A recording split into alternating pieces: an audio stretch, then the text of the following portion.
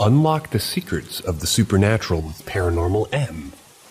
If you're fascinated by ghostly encounters, mysterious phenomena, and things that go bump in the night, subscribing and turning on notifications is a must. Join us on this eerie journey. My uni accommodation was haunted. For context, in the UK, for the first year of university, we're usually put into shared accommodation, and for some reason, our one was haunted. Anyways, starts of chill for the first 2 weeks, getting drunk, making friends, and then all of a sudden I start hearing and seeing things. The door to our rooms are loud as hell, and you can hear when someone enters or leaves rooms, or enters the kitchen. There were 8 of us in our flat at that thing. And I would hear one or multiple knocks on my door, sometimes quiet, sometimes loud. I would also hear shuffling like footsteps in my room late at night, but only if I was in the room alone. Then about a month in, we're all in the kitchen discussing weird stuff that's been happening to all of us. And while we're talking about how it could be haunted half-heartedly, my flatmate feels something tap her shoulder, and I was the only one who could have reached and possibly done it, but I didn't. And safe to say, we all left the kitchen. Lots of weird crap happened, but here are the main events. I told my parents about the whole ordeal, and my mom put a cross in my room, and in the middle of the night, it fell over forward, when originally, it was placed on its back, slanting against the wall on my desk. The natural way would be to maybe slip on its back. 2. In the kitchen, 5 of us were sitting and eating, when in the corner of my eye, I see my drawer open. And then all of us are staring at it, because, what the hell, it just opened on its own, and then it slammed shut. It was one of those drawers that have a soft close, so I don't even know how that was possible. Then we were all spooked, and we were about to leave when a knife that was on a chopping board spun off the counter onto the floor. For context, a small butter knife, not like Scream or anything. I was in my room doing my makeup with my flatmate when she said that she saw a black shadow thing in my mirror. And I was used to all the weird stuff and kind of brushed it off. She left a little earlier, or rather she left a little later, and as I'm jamming to music and getting ready for my, my Yankee Candle, the candle in that thick, heavy glass with the top, no lie, it flies off my shelf to the other side of my desk. Scared the life out of me. I got chills, grabbed my shit, and slept in my flatmate's room for that night. Before going out clubbing, where I haven't even drank yet, me and all my flatmates are eating and chatting in the hallway, which has those automatic lights that turn off every 30 seconds. She stood in the middle of the hallway and the lights turn off. But they do have a small green light, I think, which is the battery light, where they can sort of create small shadows, so it's not pitch black.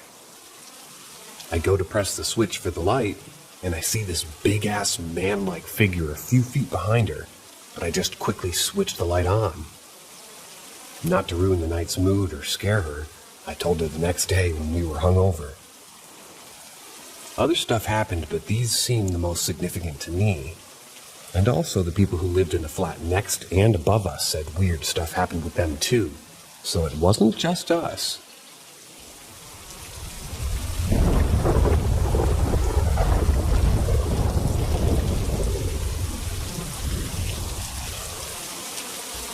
Strange experience where I went into a parallel universe or alternate reality. This happened back in 2014. I went to Walgreens a few blocks from my house at night to buy a few items. While I was there, this guy down the aisle from me started talking to me like he knew me, but I didn't know him. Never seen him before in my life. He asks me how things are going and asked if I was still working for Joe. Joe was the name of my boss that I worked for a while when I was in college.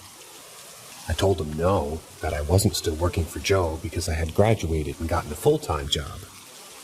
I was so confused and asked how he knew me. He seemed surprised that I didn't remember him and said that he was Joe's son, which was weird because the Joe I worked for didn't even have a son. Just 2 daughters. He could tell I was confused and asked if I was okay. I replied that I was fine, but that I didn't remember him. He was still shocked that I didn't know him. Eventually, the conversation ended, and I went my own way. A few months later, I ran into the old boss, Joe, and I told him I ran into someone that said that he was his son, and asked just to make sure that he didn't have a son. He said, "Nope, not that I know of." I still don't know what to make of that encounter, but it was bizarre to say the least. My theory is that I somehow entered an alternate, maybe an alternate universe or an alternate reality, but I don't really know. Maybe I dreamed the whole thing. Who knows?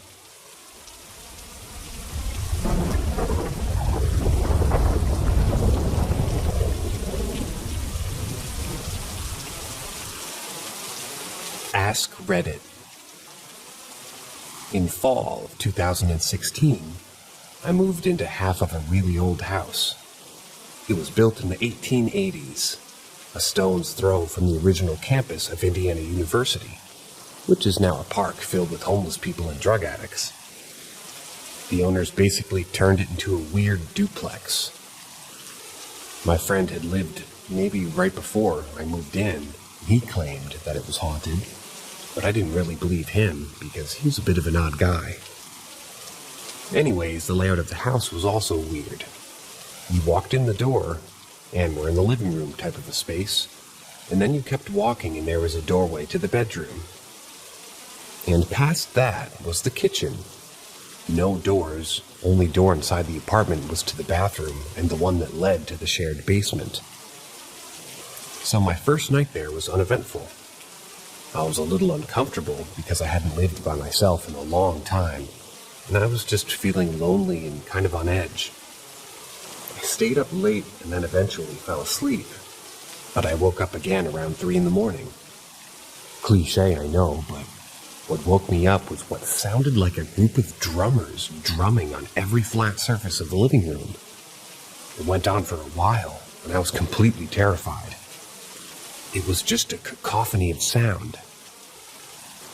After about 2 or 3 minutes, I finally gathered up all the balls to get up and check on it. And as soon as I passed the threshold to the living room, it just stopped. Nothing happened the rest of the night, but I didn't get much sleep.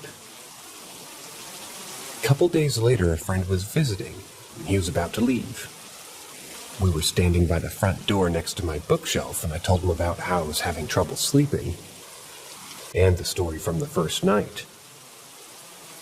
As I was saying this, a book threw itself off the bookshelf and onto the floor 3 feet away. It had to fly past the dresser to the shelf that was perched and landed between the two of us.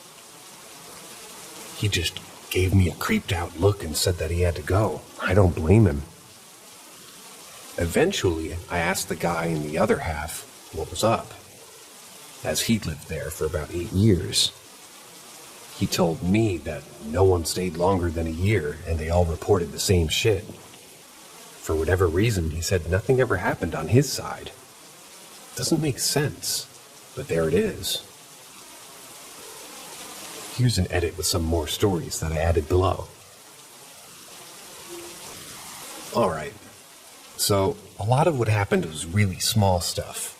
You would just hear stuff shuffling around in the room that you weren't in. The light to the shared basement would randomly come on at night, even when the neighbor was traveling. Sometimes I would feel something get into my bed, like a cat, and nothing was there, even after I ended up with a pair of cats. I had a lot, and I mean a lot of nightmares there. That was the bulk of it. But I have 2 stories that were more notable, and here they are. So the first one isn't that long, but again, I was woken up by something in the middle of the night, like a loud crashing sound. So, in the living room, there was an old electric organ with about 6 inches of clearance from the wall. I stashed a folding chair like you would buy at IKEA in between the organ and the wall. The crashing sound was the folding chair being unfolded and slammed into the middle of the room. By this point, I already had the cats, and they were just sitting there, kind of just staring at it when I came into the room. Secondly, I will admit, has a sort of conventional explanation that I actually find much, much scarier than if it were paranormal. So at some point I reconnected with an old friend who had moved home from California when his dad got cancer. He ended up living with me, which was not really ideal, because as I said earlier, there were no doors, no privacy. But we became close friends. Being poor, we made it work. So we ended up dating this girl who lived about 3 blocks down the road and would often leave and sleep over there. I got him a job where I worked 9 to 5, and we would alternate driving to work in the mornings. Anyways, one night he's over at the girl's house spending the night, and I went to bed. Sometime in the night, he came back home and he went to the bathroom, which was in my room. Remember, no doors, so he had to walk past my bed to use the toilet.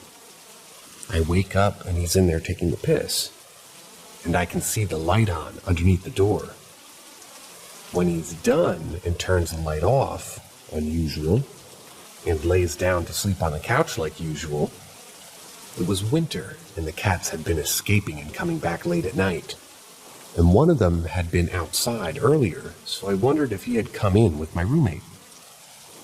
And if not, if he would have seen him come home and be waiting at the door. So I decided to get up and check. I got to the door, open it, no Luke. I close the door and he's sitting right there by my feet with his sister. Okay, I look at the couch. Roomie's already fast asleep as usual. All's good. I go back to sleep. I wake up in the morning and Roomie's gone. Go about my routine, step out to smoke a cigarette while my car warms up. As it gets closer to 9, I begin to debate leaving him to drive himself when I see him come sprinting down the sidewalk. We get in the car and start to go to work, and I ask him what time he left in the morning to go back for seconds at his girlfriend's place. He said he was there all night, and I about shit my pants.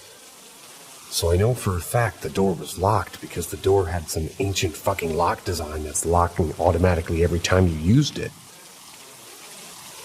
I also know for a fact that my cat was outside and in the morning he was back in the house. I don't know what to make of it, but it was really unsettling.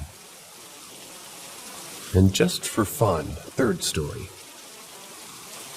I said earlier that my house wasn't far from a park that junkies and homeless people, frequented. In summer of 2017, it was late, and I had heard a bunch of noise on my porch, so I went to investigate. There were 2 dudes huddled right by my steps with a flashlight, and I asked them what the fuck they were doing. They replied using English words, but not something I would describe as language.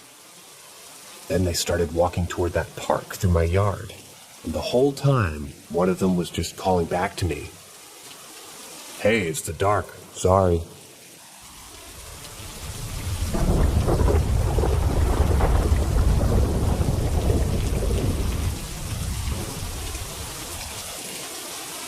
I always go, oh, I don't have paranormal encounters. Then I remember all my weird experiences. Let's start here. Since I was a kid, my family volunteered at a living history museum. If you don't know what that is or want an idea of what this place was like, they basically got a bunch of old houses and buildings and put them on a plot of land. And throughout the year, they had different events and had school groups come through and staff were dressed up and gave tours. One time, when we were volunteering there in spring for an event, It was a very, very cold and rainy day, so there were no visitors. But we had to be there just in case there was. Since it was so cold, everyone was huddled around a heater trying to keep warm and get through the day. To combat the boredom, we told stories. One of the older women who worked there got to telling spooky stories from her childhood that were supposedly true. A bit later, everyone there saw a curtain in the house across from us get pulled open as if someone was watching us. That can be possibly debunked as a heater blowing the curtain, but it was pulled in the middle as if a hand was cupping around it. So it's kind of hard to say. My second story from this place was on the 4th of July when we were closing down. All guests were gone, buildings were locked up, and the staff were getting their things and leaving. I was in the village square area all by myself waiting for my mom and sister, and I was looking up to watch the fireworks.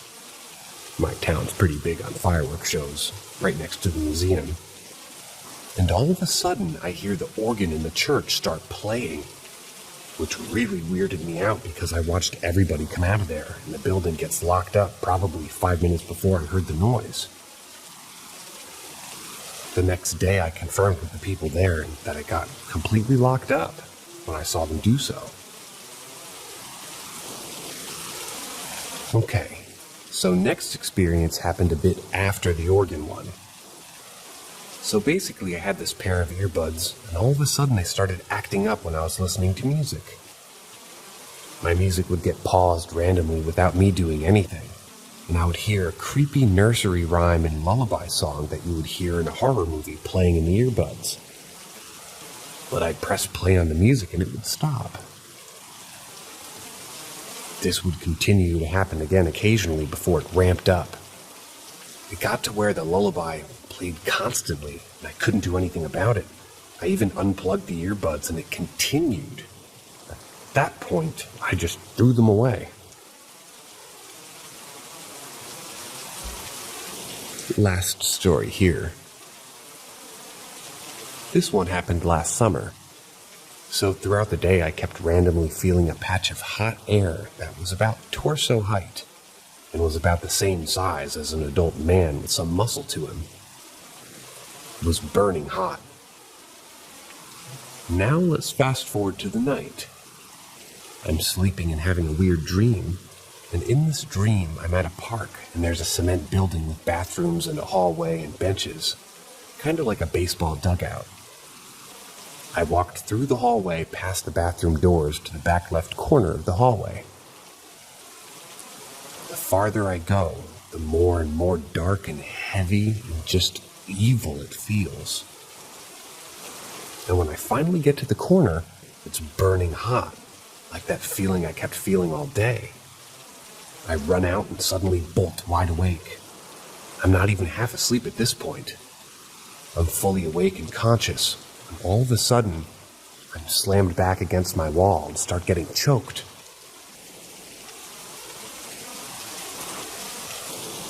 Something has my hands around my neck and is choking me and pushing me back, and then all of a sudden stops. I still feel just the most negative energy I've ever had in my room and start telling it to sternly that it needs to leave, and that did the trick. Then a couple of nights later, I'm lying in my dark room about to go to sleep, when all of a sudden I feel that negative energy again. I tell it to leave, and after doing that for a few minutes, the feeling goes away, and thankfully I haven't felt it again. And if anybody can hear that sound in the background while I'm talking here, that's no joke. A hose outside of my house that turned on by itself.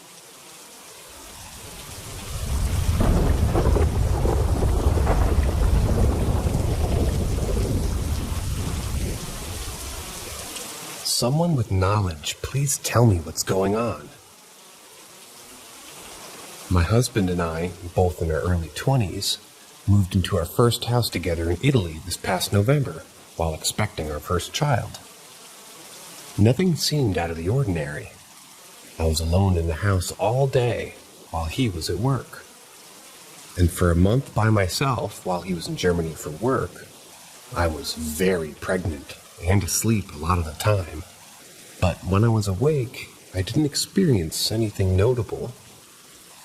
About a week before our baby was born, my husband and I both started hearing creaking and the doors closing by themselves. Things would fall off the walls, etc. And he's not really a believer in any sense, so him validating these things made me start to have feelings of concern. The day I went into labor, we heard a door slam on the other side of the house. But because we were making sure that we were prepared to bring home a whole new human, we kind of ignored it. Flash forward to now, our baby is 2.5 months old, and last week a red rubber ducky was placed outside of our bedroom door, sometime between 2 a.m. and 5 a.m. while everyone was asleep in our bedroom. The baby sleeps in a bedside bassinet. The rubber duckies were all placed on the bathroom counter, which is obviously completely sturdy, and there were 5 of them. Why would only one have been specifically placed outside of our door in the hallway? And today, I always shut lights off in our rooms as I'm leaving them, and generally keep lights off during the day anyway to conserve energy since it's light out. It's just my baby and I in the house, and I run into our bedroom to grab something that I left in there and turn the lights off and close the door. I go back into that area of our house into her nursery, and about 5 minutes later, and I see the bedroom light is on. I shut it off and go back into the living room, and just a little bit ago, I went into her nursery again to grab something of hers, and see that there are 2 out of 3 stuffed animals I had arranged together months ago, just casually tossed in the middle of the room. We're the first people to live in the house, confirmed by our landlord who built it.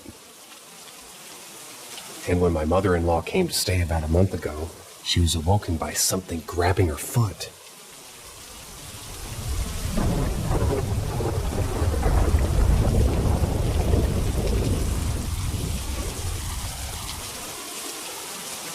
Strange encounter. Still no answers. A little background info on me. I'm a first-time Reddit user, and I only created this because my girlfriend recommended I share my experience with the users on here. I'm a first responder in a major city on the East Coast of the US with over 10 years of experience. I don't get rattled by things easily, but this encounter was very unsettling, and I wanted to see if anyone else had an experience like this. Earlier this month, May 2019, I decided to take a trip to a convenience store to get a few household items. The store is located about 3 city blocks from my house, but since it was a rainy day, I decided to drive. As I was heading southbound, I was stopped at the red light when I observed a white male approximately 50 or 55 years of age walking northbound with a thick-framed glass, or eyeglasses, and wearing a gray t-shirt, blue jeans, tan work boots, and had a Philadelphia 76ers hat that was very unique with the Liberty Bell and a snake wrapped around it. That's what got my attention in the first place. I thought it was a sick hat. About 30 seconds later, I arrived at the parking lot of my destination. I exited my vehicle and did a cursory check of my surroundings, which I always do as a force of habit. I immediately noticed the same man with the same hat and glasses, dressed completely different, other than that he was standing approximately 50 feet from where I was staring at me. So I'm guessing where he was staring at me, grinning. There was no way that he could have sprinted and made it to my location in that period of time, let alone perform a full wardrobe change in the same time. I waved at him and asked him if he had just been at a location where I observed him. He turned and slowly walked away without saying anything.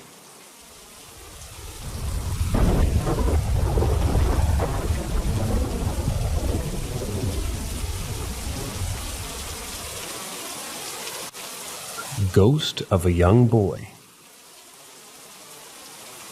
I never spoke publicly about this. It might not be the most action-packed story, but it is 100% true. I'll put that on my honor. Summer 2003. Me, a 15-year-old male, and two of my friends are sitting on the couch at our friend's house. We'll call him Joe.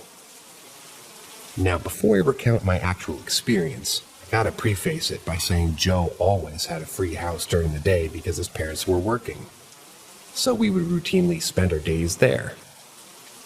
Joe didn't bring it up much, but occasionally he would talk about this little boy ghost that haunted the house. Of course, we were very dismissive. Actually, we broke his balls relentlessly because of it. We were at his house all the time. Almost every day for hours and never seen a thing.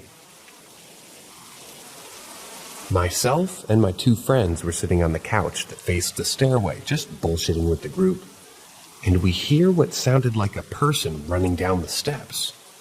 We all look up and see a preteen boy fly down the stairs and very loudly, almost violently, slam the vestibule and the front storm door. Now, Joe has a brother that age, so let me and my two friends run over and we open the door expecting to find him running down the street. We didn't see anyone on the block, and my friend made a comment that little Joe wasn't nearly fast enough to make it down the block before we got to the door. He was kind of fat. We go to sit back down, and before the last one of us was in the door, quote-unquote little Joe comes up to the top of the steps and asked, "Who the fuck is slamming the doors?" That's when it all clicked. I was in denial. Hell, all three of us were.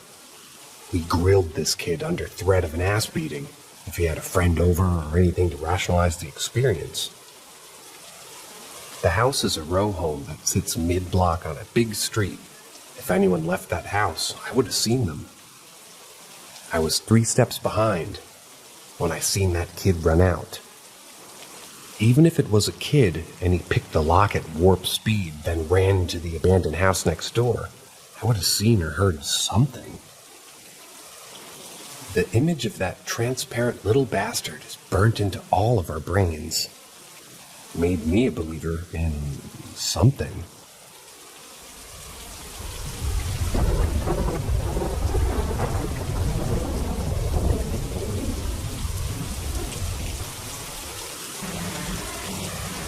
Can cats see ghosts? I hate it when the cats are being weird. This happened a couple weeks ago. I was walking by the door of our lounge and noticed our cat, Luna, just sitting and staring. So I took this video. I actually took 3 videos because our other cat came in and started acting weird too. We've had the mannequin for a while now, and they weren't staring at it, but behind it at the bricks. I don't know what they saw or heard, but nothing was there. I'm thinking maybe something from outside that they could hear, but I couldn't. And last night, I came back home after a brief errand, and Luna was in the living room staring up into nothing again, moving his head as he followed whatever he saw with his eyes. I did get it on video, but I'm not sure if I can post more than 1 video at a time. Earlier this week, I was on the sofa watching TV, and the TV's on a Lazy Susan that can rotate. But then I'd go outside to talk with the repairman.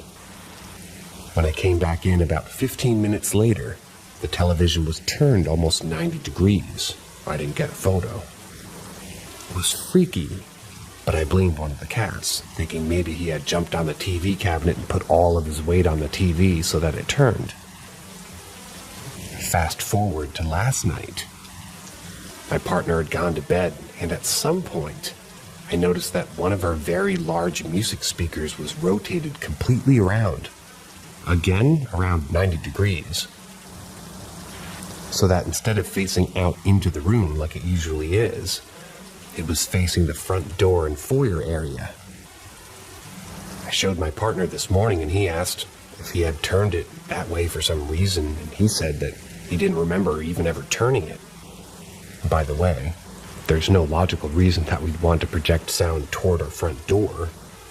And then I noticed that both speakers were turned toward the front door. Again, he said he didn't remember doing it when we last listened to records last week. But that doesn't necessarily mean that he didn't for some reason. He's a music guy and has spun records for parties and events off and on for years. And he's very knowledgeable about how music should be projected in any given room. He admitted that he can't imagine why he'd ever want to turn our speakers that way. He's more of a ghost skeptic, but says that it was very weird.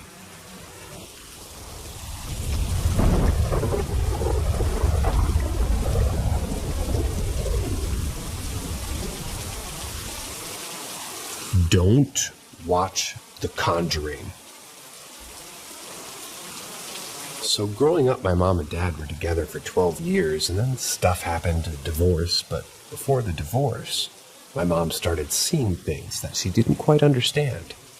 Then again, she did because she came from a Native American culture, or heritage, so they would talk about these things, but she didn't understand why they were attacking her. Specifically, she would ask my dad for help, but he sent her to a psychiatric hospital, and she's now diagnosed with schizophrenia. After all that happened, she would come home and not be the same. She would yell out of nowhere at something that really wasn't there, and she would have seizures, falling asleep while driving, constantly scared all of us. But I was there through all of it. I just remembered this one specific time when we were watching The Conjuring, and it was at the same part where the mother was getting it. The demon released from her body, and my mom went into a seizure. All of my sisters were panicking and freaking out, and my mom's boyfriend at the time told us to go into another room. So I took me and my sisters into another room, and we closed the door. And we were all just trying to calm my sister down. All of a sudden, my dog starts growling at the door, and the shadow walks up. And I stand up, and I swing the door open, and nothing's there. Then she runs under the bed. Nothing's happened ever since that day. My mom's been fine since then. There are things that happen here and there, but she still sometimes falls asleep while driving, which is why me and my sister drive now. That's the only thing that's permanently affected her from this.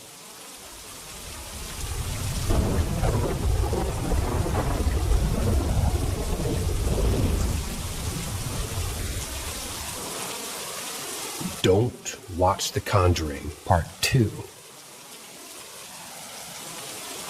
Okay, so since I said I was going to tell you the whole story, here it goes. When I was younger, spooky stuff always happened, but I never would pay any mind to it. When my mom and dad started having problems, my mom changed, like a scary change. It hurt to see my mother like that. It all really started falling down one night when my mom busted in me and my sister's room. She was so mad, and she says, "Why the fuck are you all coming into my room pestering me in my sleep?" Me and my sister were so confused because we went to sleep a couple hours earlier, but it wasn't us. So she checked my little sister's room, and they were knocked out cold. My mom just told us to go back to bed after that, but she came back. Not even 5 minutes later, screaming at us again, saying that we were whispering in her ear. My heart dropped. My dad came into our room asking everyone what was going on. My mom explained that me and my sister were explained. My mom was calling us liars and accusing us of taunting her, so my dad made all of us sleep together. Me and my sisters all slept next to each other on the floor. And my mom started screaming again, "Why won't you let me sleep?" All of us woke up scared, wondering why she was doing this to us. Her dad told us to go to sleep in the living room, so we did, and they locked their door behind us. We all slept sound after that, and a couple of weeks roll by, and my mom and dad are starting to settle a divorce. because he sent her to a psychiatric hospital. She was there for a week. And my dad sent us to our uncle's house and moved out while everybody was gone. My mom came home and she was like a zombie. Like they took her soul out of her body. She constantly talked about how they were treating her like an experiment. She said they taunted her about how they were going to have control of her life, and no one would believe her. She says that they put a microchip into her body, and they still talk to her till this day. Then she started having random seizures. She started falling asleep on the road no matter how long the drive is. Me, age 12 at the time, had to step up and learn how to drive because I was scared for our safety. I knew something was really wrong, that whatever she was saying was for real. One time, me and my sisters were picking up things around the house, and my mom was sitting on the couch facing the hallway, and she breaks out into a seizure. She was trying to talk, and she finally said, "Who is she?" And still shaking, she lifts up her arm to point at the hallway. My face turned white as I looked toward the hallway. The lights, they flickered, and you could see a faint shadow. I seen it with my own eyes. I was forced to keep it to myself because my sisters didn't quite understand, and I didn't want to startle them. After my mom gained consciousness, I asked her what happened, and she was just as confused as I was. She said, "It felt like I was being shocked by a taser. I know the feeling too well. I had to get used to it, working for security." And then I asked her, "Well, what about the girl?" She looked at me with fear in her heart and asked, "Did you see her too?" I shook my head with a hesitant yes, not wanting to scare her even more. She said, "Don't be scared, they can't touch you." Just seeing that, I knew it was bullshit. I don't want to see that, and I was worried. I just told her, "Okay." A few nights go by and weird stuff was happening all over the house. Scratching on the walls, knocking on the windows, or dogs growling at thin air. It was starting to be too much. One night, my mom had finally come home with her new boyfriend. I roll.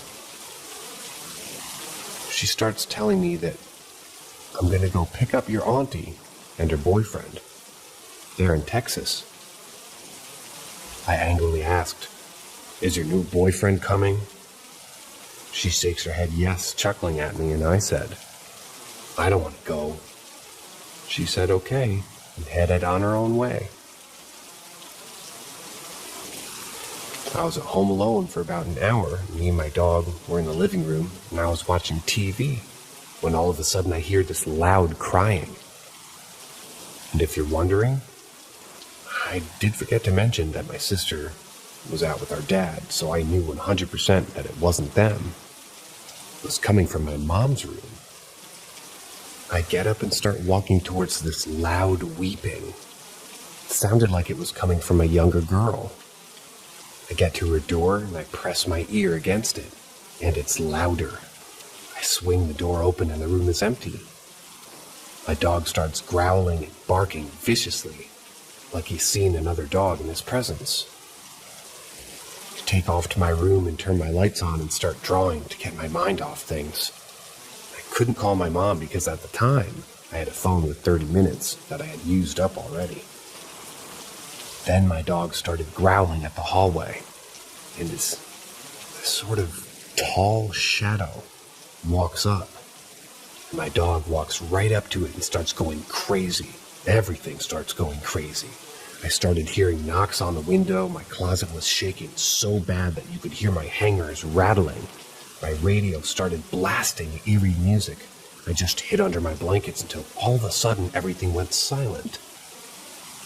Pull my head out from the blankets and everything's normal. My dog sitting down, my radio was turned off. I was so scared. finally my mom came home, I cried to her and told her everything. She gave me the evilest look a mother could give her child, and she says, "That's what you get for trying to be mad at me." My heart dropped because I never knew my mom to speak to me like this.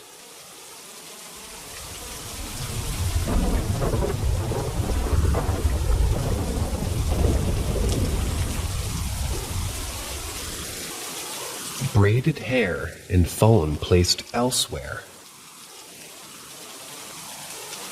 I want to tell you about two events that took place in 2020, and then towards the end of 2021.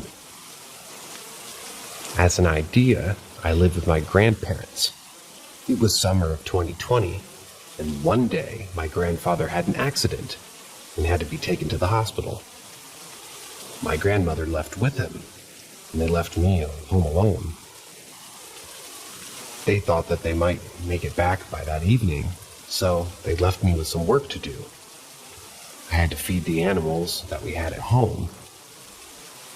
When it was already getting dark, around 10 p.m., I decided to call my grandmother to see what was going on. She said that she didn't think that she would come back home that evening, so I stayed alone for the whole night, closed all the windows and locked the doors. I was very afraid of thieves, especially since I was alone. That evening, I didn't sleep well. I watched TV and left the light on in 2 rooms. Around 9 a.m., I started talking on a video call with a friend. I got into bed and wrapped myself up. The phone was on the bed in front of me. Around 10 a.m., started telling my friend that it was possible, or that it was probably possible to fall asleep. So I closed my eyes and fell asleep on the video call. When I woke up, I heard my phone ringing. I wanted to take it from where it was, but it wasn't there. It was placed face down on the bedside table. I didn't pay attention to it and just answered the phone and talked to my grandmother, who said that she was on her way and she was coming home. While I was waiting for her, I realized that I hadn't put the phone on the bedside table before I fell asleep. I asked my friend if she saw anything strange, and she told me that after she saw that I fell asleep, she took a screenshot and hung up. In 2021, around November, I stayed with my aunt because my grandparents' house was under construction. So me and my grandparents stayed with my aunt, and her house wasn't far from ours. I stayed with her for about a week, but my aunt had to leave the country, so my grandparents went with her. The problem is, they had to leave home around 3 a.m. to get to the airport. So they left around 2 or so in the morning, and I was still awake when they left. I was watching videos. My hair was loose that evening because I had just washed my head. After some time, I fell asleep. I fell asleep face up, and my grandparents still hadn't returned. When I woke up around 6 in the morning, I saw that my hair was braided. The problem was that it wasn't braided with a hair elastic, it was simply braided loosely, and only on one side. I got out of bed and checked to see if my grandparents had arrived home, and they were home. When my grandmother woke up, I asked her if she had entered the room while I was sleeping and braided my hair. She said no, and that she'd gone straight to bed and slept.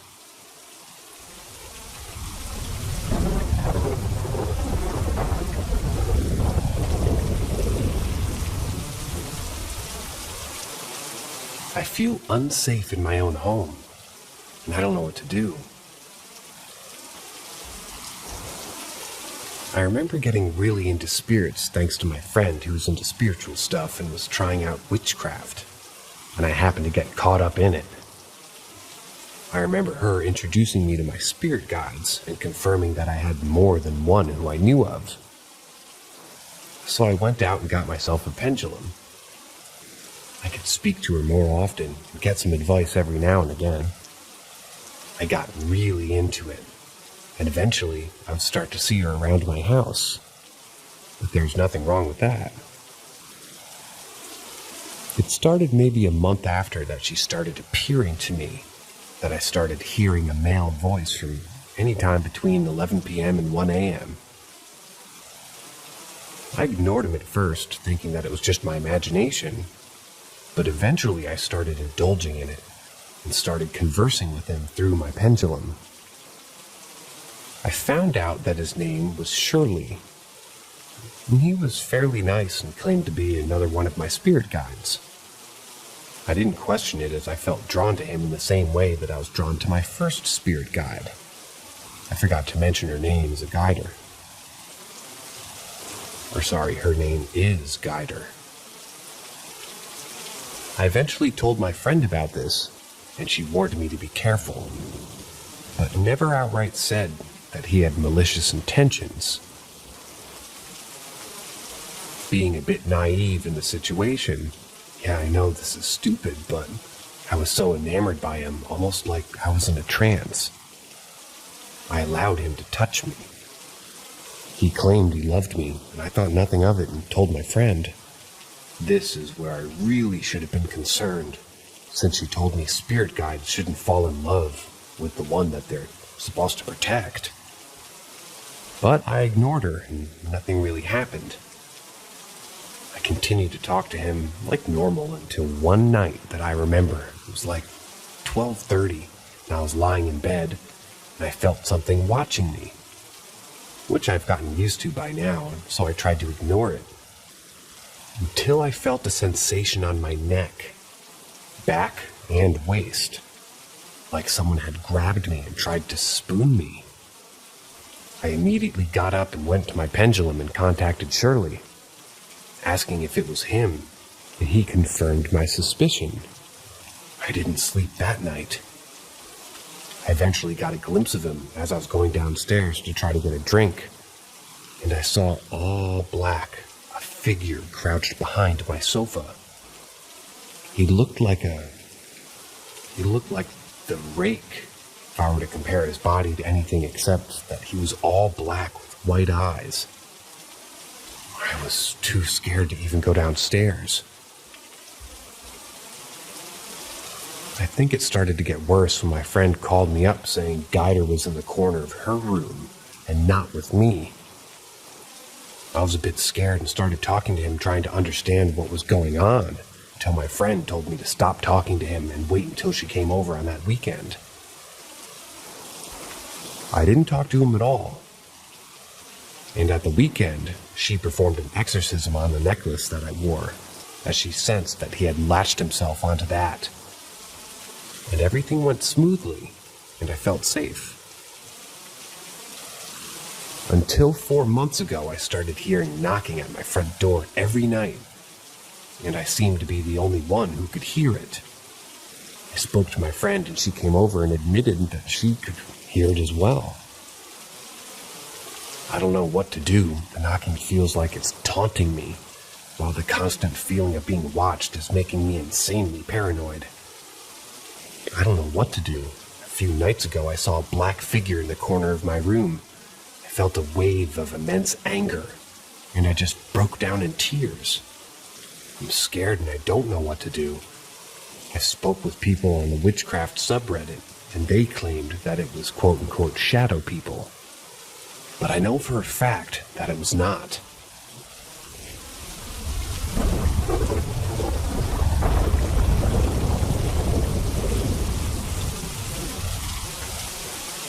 A laugh from nowhere. Back in college, I was hanging out with one of my friends. And one night, I realized too late that there was no more public transport available. So I asked one of my best friends to take me home on his scooter, since we don't live too far away from each other. He agreed, so we decided to hang out longer with everybody, and we have a few drinks. Don't worry, everyone's sobered up by the time that we headed home. It's been more than a decade ago now, but from what I can remember, we took off at around 1 or 2 a.m. The roads were empty, and it was super quiet, so we chatted happily while on the road. We got maybe to this area where there were no houses, only trees that were far apart from each other. So if there were people there, they would be very visible, even at 1 a.m., as the moonlight was bright enough that night. We were telling jokes and laughing out loud, partly to shake off the eerie quiet of the night, when suddenly we heard a woman's laugh, loud enough that we both got quiet instantly. It sounded like it came from right behind me. Keep in mind that we were on a moving scooter on an isolated road at 2 a.m. We both instantly got chills, and I immediately wanted to cry. I am a scaredy cat, yet I love these sorts of stories. He quickly asked me, "Who was that?" I looked behind, and on both sides of the road, there was no one there. Not a single person. Not even a stray dog. I looked up at the trees, because it was mostly coconut trees, so I looked to check if there was a person on top for some reason, but nope. I laughed nervously and said to him, "You heard it too?" "There's no one around." We both agreed that it sounded like it came from behind us. Fearing the worst, we drove faster until we got out of that isolated area. We still had to drive back on that same road after he dropped me off, but he made sure to drive fast. Even more than a decade later, we remember that experience and bring it up from time to time as one of our creepiest, unexplained experiences that we both have.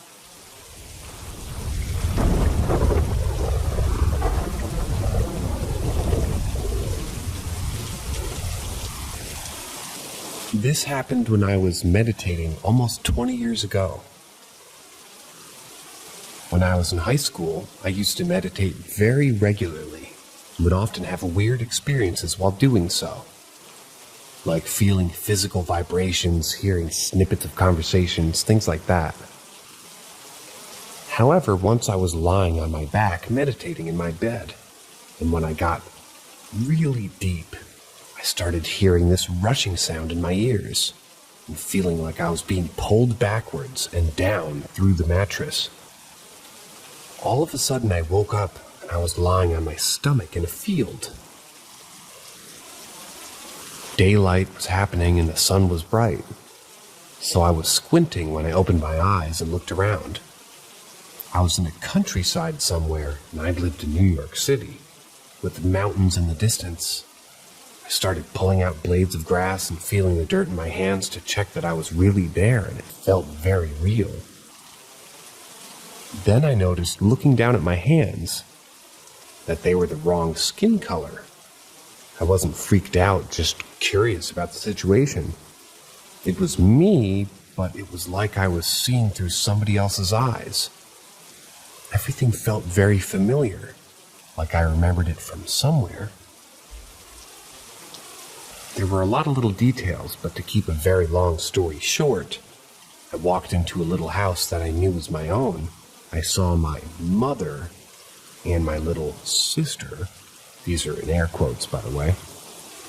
I remember everything about her face, from her hair and eye color, and a mole that she had on her cheek. Then I went out onto a dirt road on the side of the house and started walking towards town.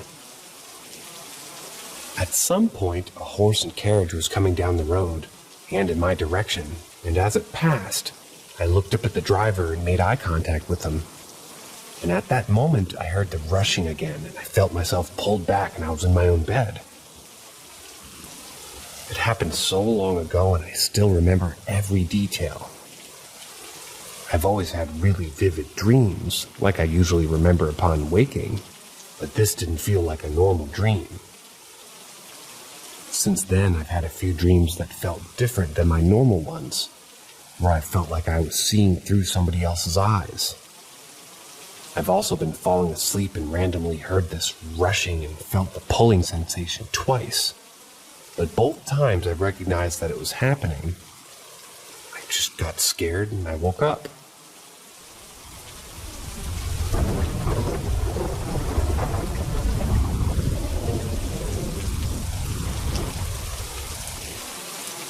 something is in my house. So I bought an old farmhouse in November. The backstory on the house is that it used to be a workers' home for the plantation. They had an old brick well to use, so the original house was torn down, and then my current house was built by a couple in 1951. They both died in the house, and then a new family moved in around 2005. And according to my neighbor, they were a very nice and loving family up until the last few years. The husband became pretty extremely abusive, leading to the rest of the family leaving. Shortly after, he hung himself in the attic. There's still scratch marks on the walls and rope burn on the rafter. I'll make another post with pictures this weekend, since I don't go into the attic at night. Once I moved in, within the first 2 weeks, I was noticing doors and cabinets being left open, when I know they were always closed.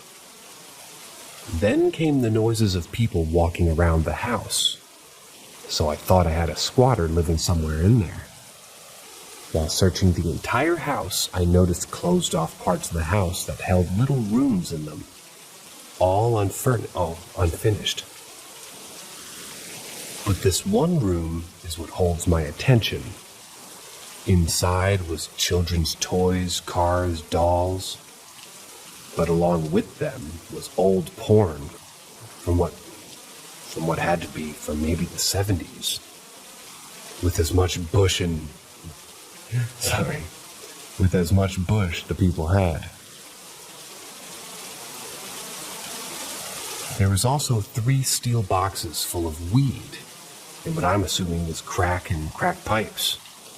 There was also an old shotgun, or rather old shotgun shells. The whole thing threw me off. I should also mention that the house had been empty since 2011. I ultimately came to the idea that I had a squatter, so I installed cameras in every room from the basement to the attic as well as outside. I never found anyone on camera, but they do pick up sounds inside the house. Eventually, I did get a video where you can hear someone walking in the attic from the living room camera. It picks up the dust falling from the ceiling as well. I might still have that video and another video that the camera was picking up a figure moving inside the picture frame. If I do, I'll post those later as well. Since it's an older house, the floor's kind of a little bit crooked. So I had a contractor come over and come into the crawl space to look at leveling the floors while he was in there. And we discovered the old well, which was actually terrifying to see, an uncovered red brick well. I'll post pictures of it in my later post. I've gotten into the habit of saying goodbye and hello to the house when I leave and I come home from work. I've also sat in the kitchen one day after last walking around upstairs thing and said, if you want me to fix the run down shitty house you got, chill the fuck out. Which I thought it would work. The house was quiet for a while until the last 2 weeks. The next 3 things all happened in my master bedroom, which unfortunately is directly above the well. We were lying in bed and suddenly heard something crinkling in the corner of the room where I keep a contractor trash bag and throw all my clothes that I ruin at work in. We look over, and the back is sort of sitting like someone's trying to lift it up from one edge, which at this point, I'm kind of just used to in the house. Another night, we were laying in bed, and I had my legs out of the blanket. And then the blanket just slowly started to move and cover them up. That definitely freaked me out. Finally, last night, I was asleep and the fiancé was watching the new Dexter series, and I was woken up to what sounded like a door slamming and her freaking out saying someone was laughing right outside of her door, and then ran around for a while till they slammed the door twice. I checked the cameras, they didn't pick up anything. So I'm not sure what this thing is doing or planning, but I do hope that it calms the fuck out. And just, again, since I was just in the kitchen talking to the house and saying my goodbyes and hellos, and said that if you don't chill the fuck out, I will burn this shit to the ground. I'm trying to get pictures posted as soon as I have daylight to go into the attic.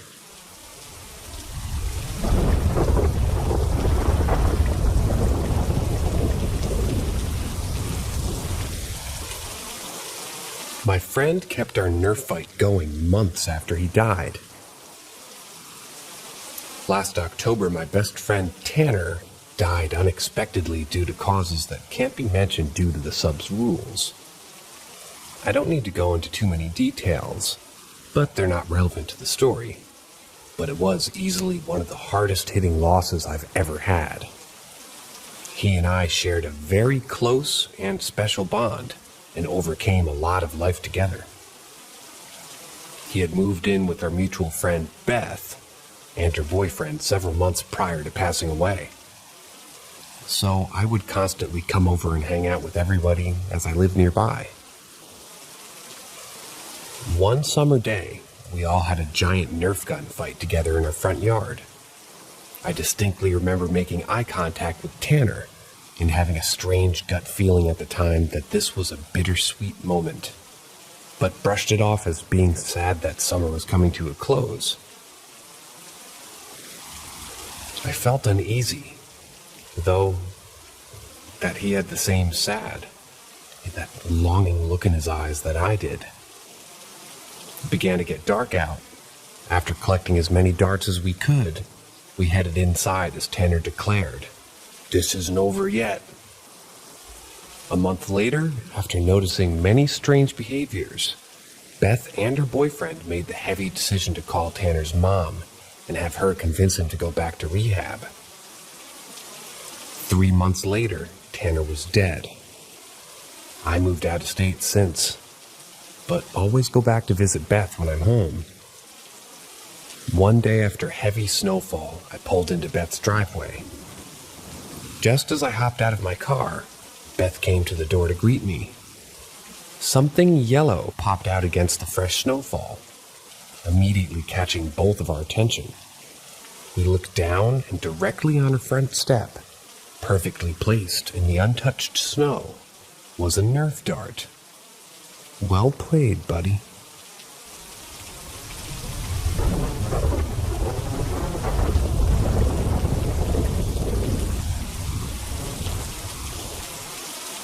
Possible experiences with a possessed object. To start, my female who's 20 years old fiance and I, a male who's 21, moved into our new apartment in October of 2021. This is our first place together. We hadn't had any strange or unexplainable experiences until this. For some background context, my fiance's mom died after a very severe car accident when he was 11. She was in a coma and ended up not making it out. It was an extremely traumatic experience for him. After this, he told me about some odd experiences that he had at his house after she passed. Seeing a figure in his kitchen at night from his bedroom from time to time, constantly feeling like he was walking through cobwebs, quote unquote, and similar moments that he ultimately brushed off as his imagination. Fast forward to December of 2021, we went over to his childhood home to help his dad decorate for Christmas. He just went through a divorce, and this allowed him to bring out decorations and such that hadn't been touched since she passed. While going through the bins, he found a stuffed snowman that belonged to my fiance's mom. He and his brother decided to take a few things as keepsakes, and the snowman was the only thing that we ultimately brought home. Immediately, we both had a strange feeling towards it. Nothing concrete, just an uncomfortable sensation being around it. Because of this, we put it into our bedroom closet. About 2 weeks after this, I went into the closet to grab a candle I had left in there from a recent shopping trip, and I couldn't find it anywhere. I looked through our entire apartment for 2 to 3 days and eventually gave up, thinking that we must have thrown it away. A week later, I walked into the same closet to pull some of our holiday decorations away, and lo and behold, the candle was exactly where I left it originally. I decided not to read into it and left the curiosity alone for the most part. We did, however, move the snowman to our utility closet after that experience, just on the off chance that something was going on. Now, about a week ago, my fiancé opened the utility closet. We go in there daily, it's where he stores his work gear and his shoes, and asked if I had moved the snowman. I told him I hadn't. I had honestly forgotten about it. He became very anxious. He had left the snowman sitting on a box, arms and legs hanging down in a natural position. And this time the snowman's left arm was propped up against the wall, almost like it was trying to wave. Again, against our better judgment, we left it in there. We did put it in a grocery bag just to make sure it didn't change positions or move. 3 nights ago, I walked into the kitchen to grab some water before getting in bed. My fiancé was getting ready for bed in the bathroom. The bathroom is attached to my office, and the office door opens to the living room and kitchen. As I grabbed my water, I decided to go ahead and tie my hair up for the evening. Took my glasses off, flipped my hair upside down to put it into a hair tie, and my office door creaked shut. I immediately asked my fiancé if he had shut the door, and he said he shut it when he went into the bathroom 10 minutes prior. We decided at this point that if anything else happened, we would get rid of the snowman. Yesterday afternoon, while my fiancé was at work, I found a thumbtack on the floor in front of her trash can. The trash is about 8 feet from the utility closet. I thought it was odd, since we're extremely careful about them, as we have 2 cats, but I just picked it up and threw it away. I did take note that it was used, had a bit of that white-yellow plaster from our walls, and was slightly bent. This evening in passing, I mentioned to my fiancé that I found a tack on the floor yesterday. He immediately stopped, went to the closet, and noticed. He had put a tack that he removed from the wall next to the bag with the snowman 2 days ago, and it was now gone. He asked if it had anything distinct about it, so I let him know about the plaster and the bend. At this point, we both decided that it had to go. He took the snowman out of the bag and got ready to leave. He suddenly told me that he felt dizzy and had a headache. He was acting different than usual, tone of voice, body language. And to not freak myself out, I just decided he was anxious because I was having a panic attack. We got dressed, left with the snowman, and dropped it in the trash at the local gas station. He told me on the way home that he couldn't stop looking at the snowman when he took it out of the bag, and that it was making him feel sick in a kind of off way. He immediately felt better once we got home. I know this must sound insane. I don't know what any of this really means, but I'm still terrified. I can't stop thinking about this. I wish we had done this earlier, and I'm scared that something is going to come from it. Any advice or similar experiences would help with my peace of mind.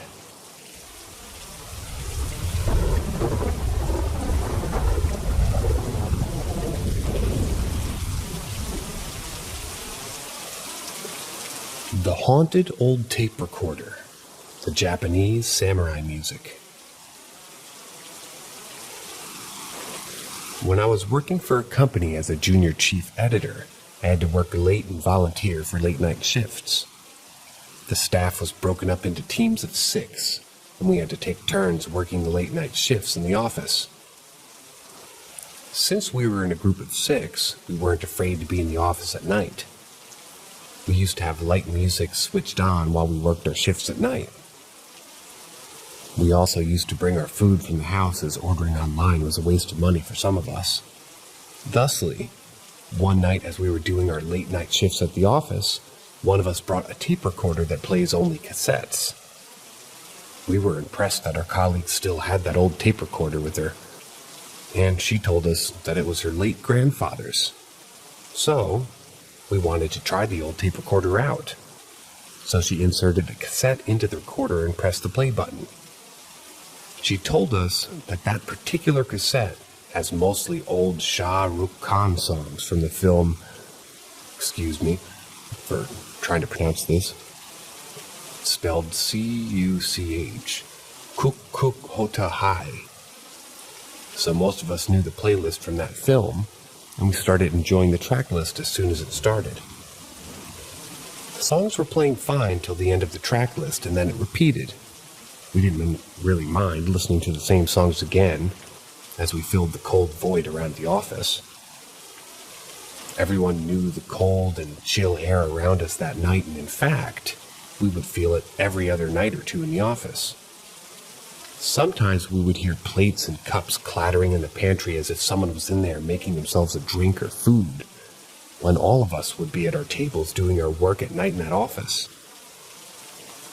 Some even reported seeing a shadow coming from the lift, but no one really came out of it and made the lift door open for a very long time. So as the songs were playing from that old tape recorder, most of us knew the track list order, so we knew what song came next after the song from the cassette. When the song Kuk Kuk Hota Hai ended, we knew that the next song was Sajanji Gar Ai, but a different song came, totally unrelated to the movie or the language. We looked at each other in shock and quickly asked the staff who brought the recorder to the office if she had saved more than one movie song in that cassette. She denied that she saved songs from any other movie other than Kuk Kuk Hota Hai. That staff tried to replay and rewind the cassette to play in order, but that different song played instead. Finally, she took the cassette out of the recorder and told us to just play our usual music from our computer. As we were searching for the usual music from our computers, we suddenly heard soft music coming from the pantry. It was the same music we heard from the tape recorder just a while ago. We knew it was time to leave the office immediately, so we quickly checked out from the office. The staff who brought the tape recorder was too afraid to even take the recorder back with her, so she left it in the office that night. The next day, when we came back to the office in the morning, we noticed that the cassette from the tape recorders was broken, and the cassette film was out of the cassette itself. Till now, the tape recorder is heard to be playing that same music again and again in the office at night. The music is none other than Japanese samurai music.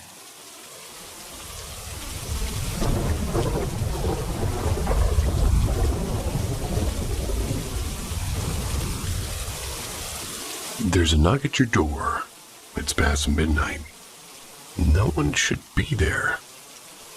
This is Paranormal M, where we tell the stories of those who opened that door. Subscribe and find out what they saw.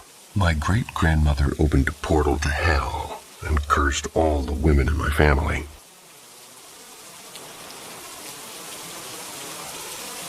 I feel like I'm exposing darkness every time I speak about it.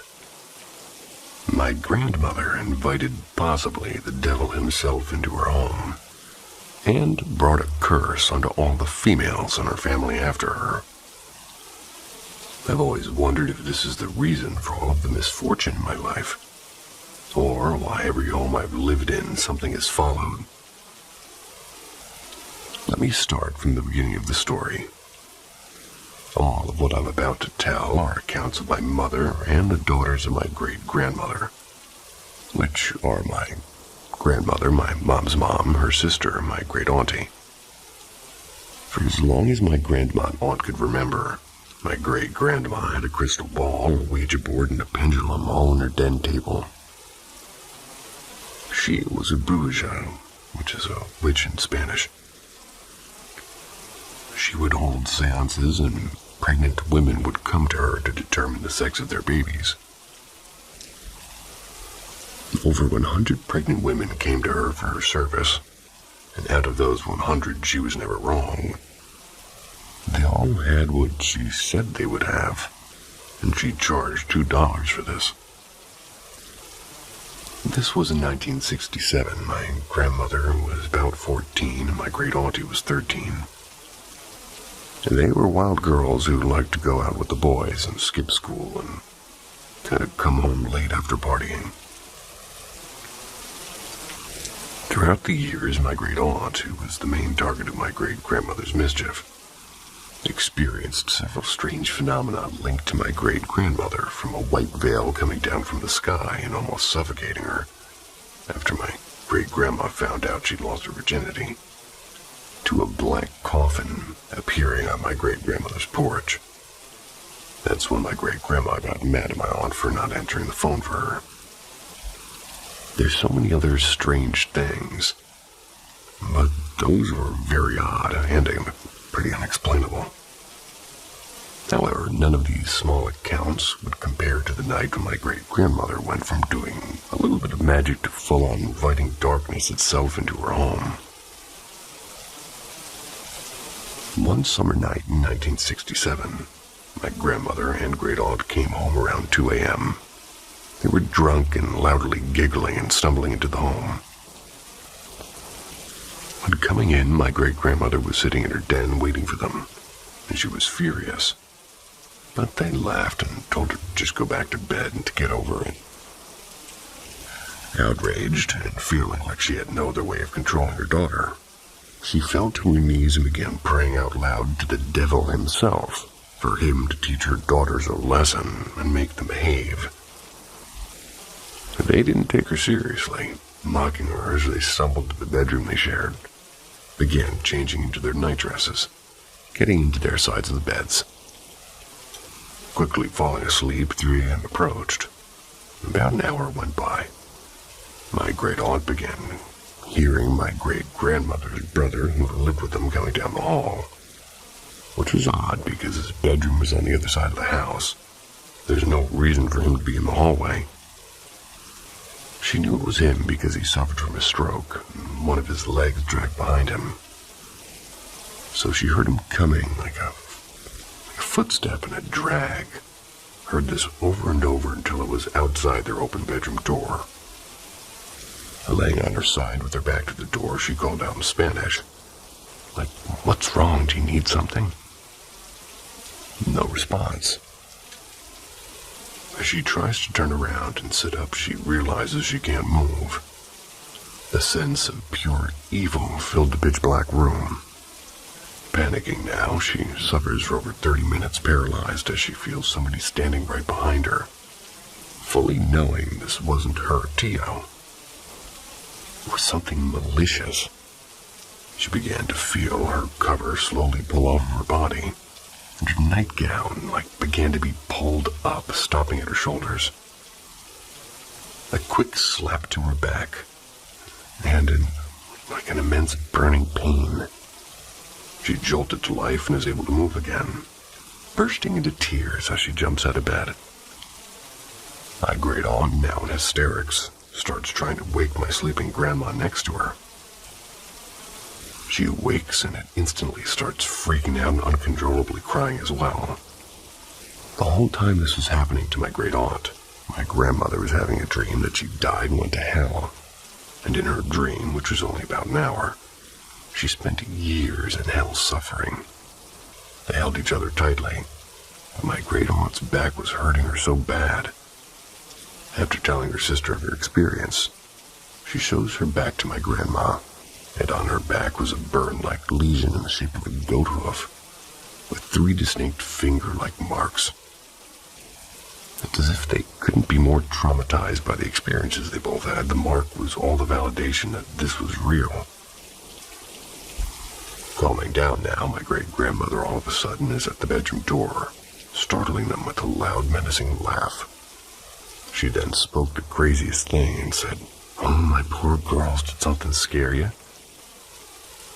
And after that day, the house never felt the same.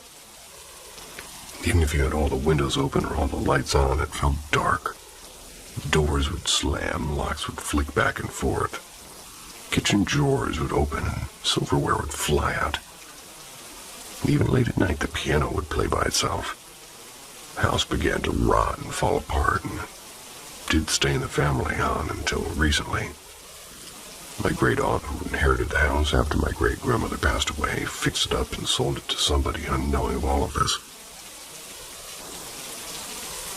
My great aunt didn't want to own the house, much less live in it, knowing what was there in the events that took place. I mean, how can she forget?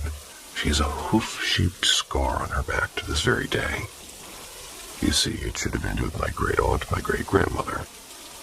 But when she prayed to whatever it was that answered her, she asked for it to teach her daughter a lesson. That means every daughter in our family after hers included. We have all had pretty terrible relationships with our mothers, and unexplainable things happen to us. From bad luck to paranormal activity. So if you move to the center of New Mexico, be careful, because you might be moving into a home with an over 40-year-old curse and a portal.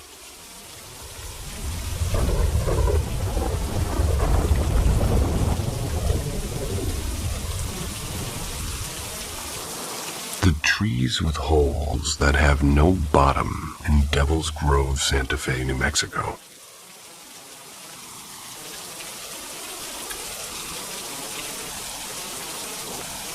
My hometown of Santa Fe, New Mexico, is extremely haunted. Being the oldest capital in the United States, lots of terrible things have happened on the ground that hundreds of thousands of tourists walk upon each year. The ground is soaked with the blood of the natives who lived here when the Spanish conquered the land.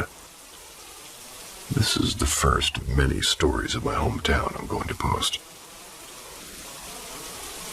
The oldest cemetery in the city has graves that go back to before the 1800s. People who are said to haunt certain buildings are buried there. It just so happens that the cemetery's address is 1134. 1134 spells hell if you flip it. Just a little fun fact. The front of the cemetery is gated, but the original iron gate doesn't run the perimeter. The back of the cemetery has no fence. Many here say that's because the graves go, well, farther past where the marked graves end. And directly behind the cemetery is a power transformer that's so big you can hear the hum from the front of the cemetery. You see where I'm going with this? Spirits feed off of electricity in order to manifest. A lot of people who live here don't even know that behind the cemetery is a little forest in the middle of town, successfully hidden by building homes and a huge academy around it. These woods are called Devil's Grove. The trees, however, are odd. Many of them have holes in the middle that go farther down to where the trunk meets the ground. There's no fencing or anything, but the wood is sort of hidden in plain sight. The people who live in the homes surrounding it do not venture there. I tried finding the article on Google, but I had no luck, so I have to go to the library to look through archives. However, in the late 80s, a boy who lived in the area went missing. His mother said that he'd went to play in the arroyo, the river runoff, and it ran through the wood and behind the homes. They searched and searched, and they found him in the wood. He was head first up to his waist in one of the tree holes.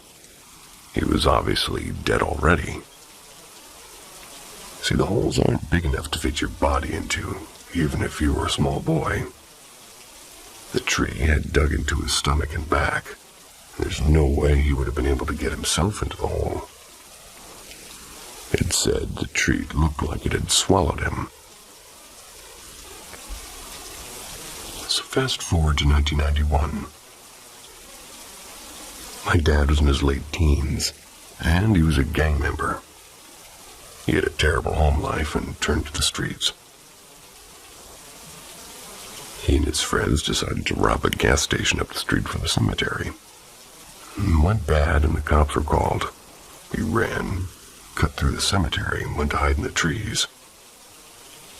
Of course, he'd heard the stories of Devil's Grove, but my daddy was a superstitious man his whole life, so he didn't think anything as he laid down among the trees to hide from the cops. They came through and passed him going farther, eventually making their way out back to the street. When it went silent about an hour later, he got up to pee. He walked a couple of feet so he wouldn't be peeing by his bed for the night. And as he was peeing on one of the trees, he noticed it had a hole. Finishing, he looked around and picked up a handful of rocks. He held the rock up high as the hole and dropped it to the ground. Hitting the ground, it made a noticeable thud. So he dropped the first decent-sized rock down the hole. However, he never heard the rock hit the ground. He dropped another and another, but he never heard anything hit solid ground. Unnerved, he went back to his spot and lay back down. The later it got, the more the area came to life. He heard footsteps several times along with leaves cracking and twigs snapping. But there's no one there. The cops had flashlights and talked amongst themselves with their radios blaring static earlier in the night. So he knew the lone footsteps were not them. He stayed in the woods almost all night until he finally started to get scared. Looking up from the ground at the trees surrounding him, he felt unsafe. Almost 15 years later, after I was already a kid, we moved into the neighborhood behind the trees. The arroyo ran right outside my bedroom window, so we're very close to these trees. And I tell you what, I was never allowed to go even close to it or the trees. I did eventually explore the trees and the cemetery as a teen, and I saw figures.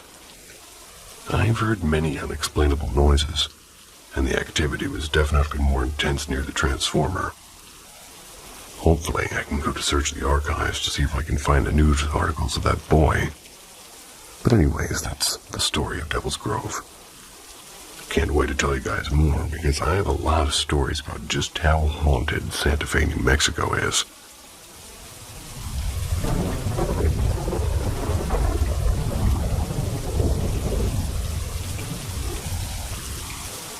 Be careful staying in a luxury hotel in Santa Fe, New Mexico.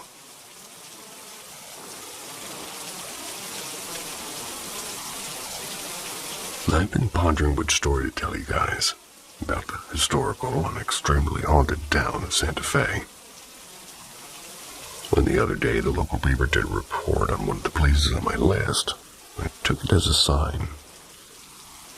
I was originally hesitant to tell the story, as they recently rebranded this place, and I was a little bit scared of being sued. I don't know if this hotel was trying to keep the past hidden, but since they had recently spoken up about the history themselves, I figured it's fair game. The Drury Inn is a fairly new hotel in the downtown area. They only opened in the last 10 or so years. However, the building that is now the Drury Inn has been there for quite some time. This hotel used to be the original St. Vincent's Hospital, being the only hospital in Santa Fe for a very long time.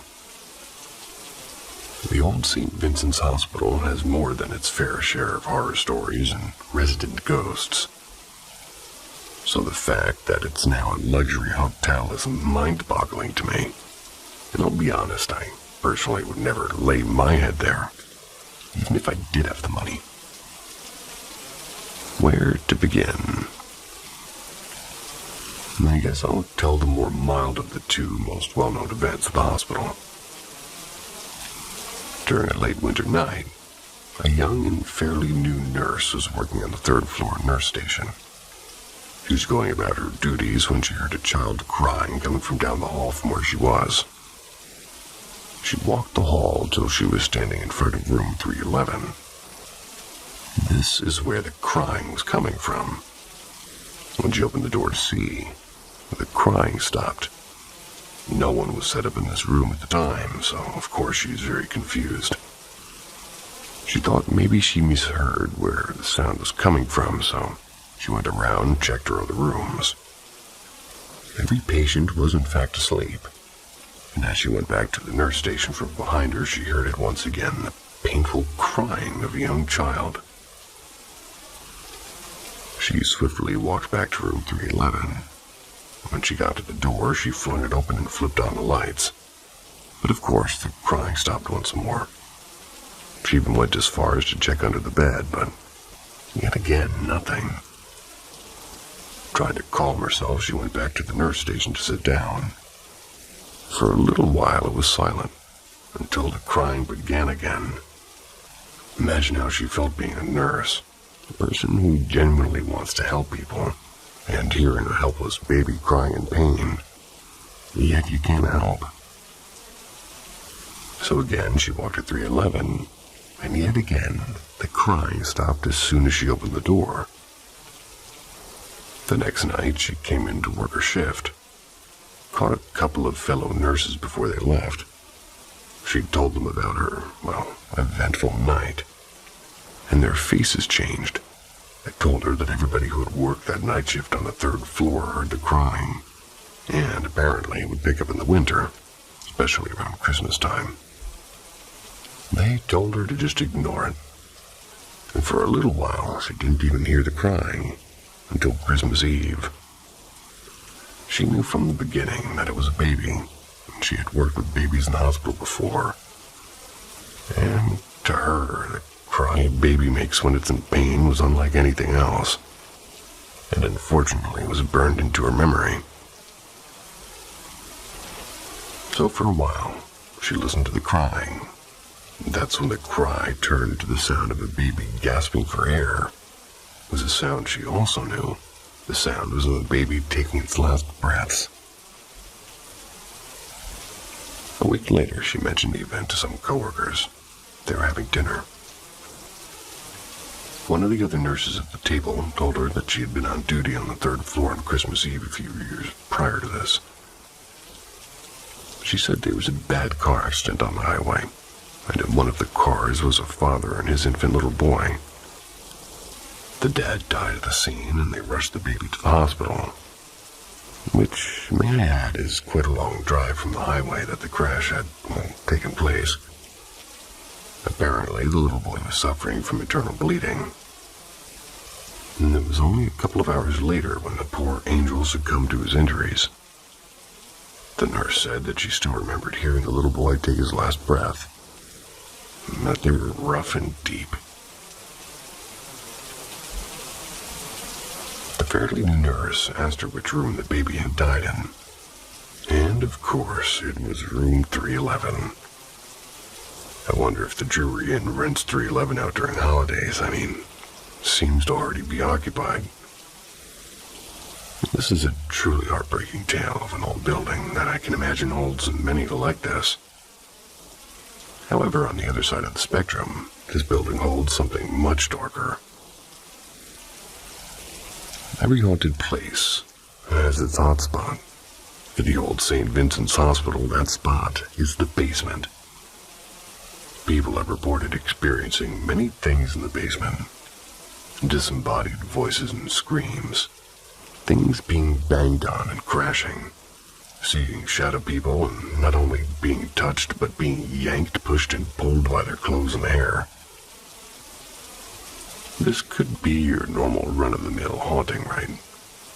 However, people have also reported hearing low guttural growls, moaning, and being scratched. And probably most scary is more than a couple of people have reported seeing blood dripping down the walls. Many will tell you there's no ghost in the basement, rather a demonic presence. They naturally use the space for storage, so staff didn't venture down there often. Safe to say that every time somebody went down there, they experienced something. And at one point, when it really wasn't a public hospital anymore, it was used as a nursing home. I don't know what made the nursing home staff less cautious than the hospital staff, but they took the rumors of the basement as an opportunity of sorts to scare each other. Anytime they had to do higher, they'd wait till night or just take like a newbie down the service elevator to the basement. It's almost like a hazing ritual. They'd take them down, and when they'd reach the basement, they'd make the new nurse get out. They'd leave them with no flashlight in the dark, unfamiliar place, and tell them to find the staircase. Meet them back on the 3rd floor. The lights in the basement didn't work at all for some reason or another, and the only light source that would be down there would be an exit sign. On top of that, the basement had been described as a maze. It was a huge building, so it was a huge basement. One night after training, a new nurse's aide, one of the other nurses, was given the responsibility of escorting the new nurse down the elevator to the basement so she could complete her initiation. They reached the bottom, and she wished the girl good luck, reminded her to meet them back at the 3rd floor. She went back to the 3rd floor nurse's station to wait for her. After about an hour, she started to wonder where she was. Even if she got lost, she should have already been able to find her way and make it back up. So, she decided to go find her. However, she was scared to go alone. So, she convinced another nurse's aide to go with her. When reaching the bottom, she got out to look for her. While the nurse's aide kept the elevator doors open to shed some light, didn't help much. Luckily, she did have a flashlight. She started searching rooms, then calling for the girl's name. When she heard a very quiet reply off in the distance, she yelled out to the aide that she thinks she found her and to wait for them. She went in the direction she heard and found the poor girl balled up in the corner of a big dusty room, quivering in fear behind an old filing cabinet. She helped the girl up and began leaving the room when she noticed something strange on the wall of this room. It was some kind of liquid. She ran her fingers down the wall to further examine the strange substance. It covered her fingers. Having nothing to wipe it off with and wearing her white uniform, she let it to dry in her hands. When they reached the elevator, she looked down to find her fingers were covered in what appeared to be blood. When she smelled it, it was the unmistakable smell of iron. That's when she began panicking, not wanting to be on that floor another second. They all stayed frightfully long after they made it back to the station. After the new aide calmed down enough, she told them what happened to her. She began trying to find the stairs, but kept bumping into things as it was so dark. She started hearing things behind her that sounded like small taps and then thuds. That's when she heard the growls coming from seemingly right behind her head. She took off running until she landed in her little spot where they found her. Later that night, the maintenance man overheard them talking about the experience and chimed in. Apparently, he had been the maintenance man here for a while, even back when it was still a hospital. He said the hospital staff used to use the furnace in the basement to cremate organs or rather 2 cremate organs removed in surgery, and even amputated limbs. I believe that all the energy the staff put into being scared of the basement only intensified whatever was happening down there. Supposedly, after this happened, the nursing home staff never carried out another initiation. Not too long after the nursing home shut down, the building was left vacant for some time. In my teens, it was covered in graffiti and had many busted-out windows. It was well known among my age group of teens that would break into the building to party or explore and probably see if they'd experience anything paranormal. A couple of times, my friend and I would just sit outside the building on the steps and attempt to hold spirit box sessions. We captured words like hospital, died, pain, meds, and help. A couple of times, I swear I'd seen figures in the windows next to the huge double-door entrance. Now do you understand how crazy it is to me that this is the very building that is now a luxury hotel? And also why I was not surprised reading the article in the paper. It detailed families staying there and being messed with all night long by an unseen force. Maybe if they've done some research, but Then again, I look at the building now, and there's honestly no resemblance to the once booming hospital. A simple Google search on its current name won't spark much suspicion. Only when digging deeper with the original name will you uncover the past. Lucky you guys have me, so you won't have any surprises if you decide to book a room there. So if you decide to blow the bank and stay in a luxury hotel in Santa Fe, New Mexico, make sure your room isn't on the 3rd floor and stay away from the basement, unless that's the kind of thing you're looking for.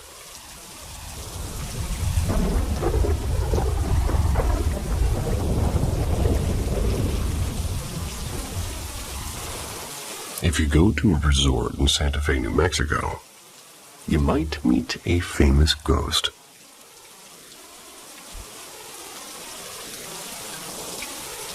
Here, there are a few nameless ghosts with no backstory or origin.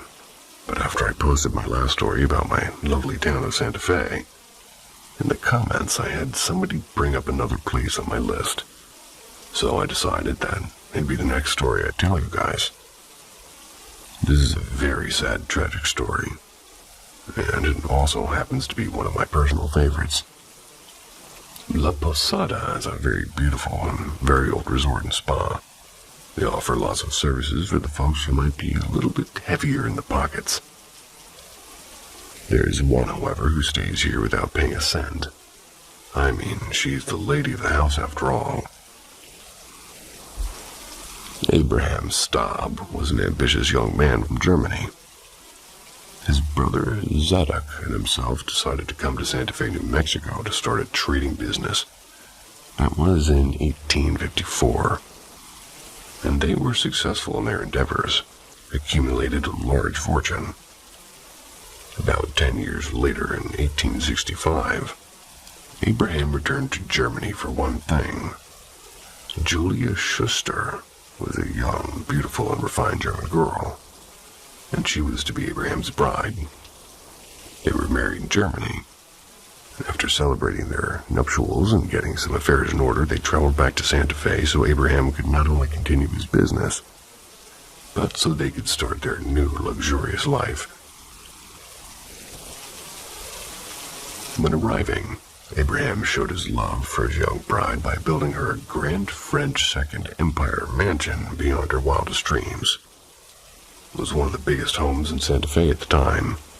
They spent no time at all filling it with children and guests as Julia rapidly became a prominent socialite and a mother of 7. Their stature made them well respected, and this led Abraham to becoming the first president of the Chamber of Commerce. And if the story ended here, it'd be a happily ever after story. However, the Staub's good fortune and happy life would shatter, although it might not have been as happy-go-lucky as it seemed. Behind the huge parties and well-respected image is rumored to be abuse and neglect. Some say Abraham wasn't a very good husband, like many of the men at the time. To them, a woman was property, and striking their wives wasn't something they hesitated to do. Not too long after, Julia had her 8th child. The infant died. Julia became extremely depressed, and the depression only worsened when she suffered from several miscarriages. It said her hair rapidly and prematurely turned white, and her mind was slipping fast. She apparently retired to her boudoir for the remainder of her short life and completely lost her mind. In 1896, at the age of 52, Julia couldn't take her suffering anymore and took her own life. Years later, in 1913, Abraham died as well. The Staub mansion continued to be filled with guests as they built around the mansion and turned the entire estate into what was and still is La Posada Resort. Booked to full capacity year-round as one of the most popular places to stay in town. Its history hasn't affected the flow of people staying there. I mean, Julia doesn't run guests off. However, it is said that she sometimes runs off employees. I know several people who have in fact worked at the La Posada, my father being one of them, and they've all told me the same story. When being hired in any position at the La Posada, your training manager gives you a rose. They proceed to take you up to the second floor of the main house, the style mansion itself, to Julia's boudoir. There you are to leave the rose in her windowsill and introduce yourself to Julia. It's said if this is not done, she will make you quit in one way or another, taking the lack of introduction and gift as a sign of disrespect. Yeah, the manager can hire you, but Julia is the one who really decides if you stay. Of course, the help must show the lady of the house the utmost respect. And this hasn't changed since Julia was alive. My dad was hired as a server in the restaurant. This was many years ago. He had a couple of strange things happen when he worked there. One night, the bar was buzzing with the sound of patrons drinking and dining and being social. There was a man sitting at the bar who was acting belligerent. The bartender was a woman who worked there for some time, and I imagine Julia took a liking to her. Maybe was even protective of her. The man was being very disrespectful to her bartender, when all of a sudden, his glass flew off the bar behind him. Many people witnessed the glass or something or another being thrown, all of them in shock. Another time, my dad was working the late shift. He was doing his side work and getting his area ready for tomorrow. The bar was empty as it was closing time, and when he saw her, she was standing at the stairs in her red dress. The red dress is what she usually was seen wearing. She was just standing there looking over the railing. As quickly as she appeared, she was gone.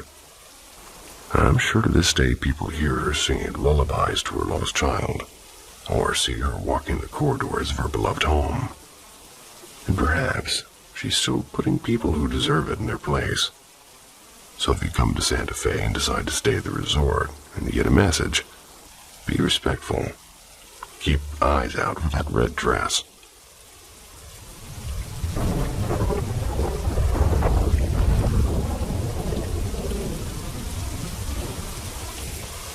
Been thinking about this a lot recently, and I wanted to share. Little girl who touched my soul.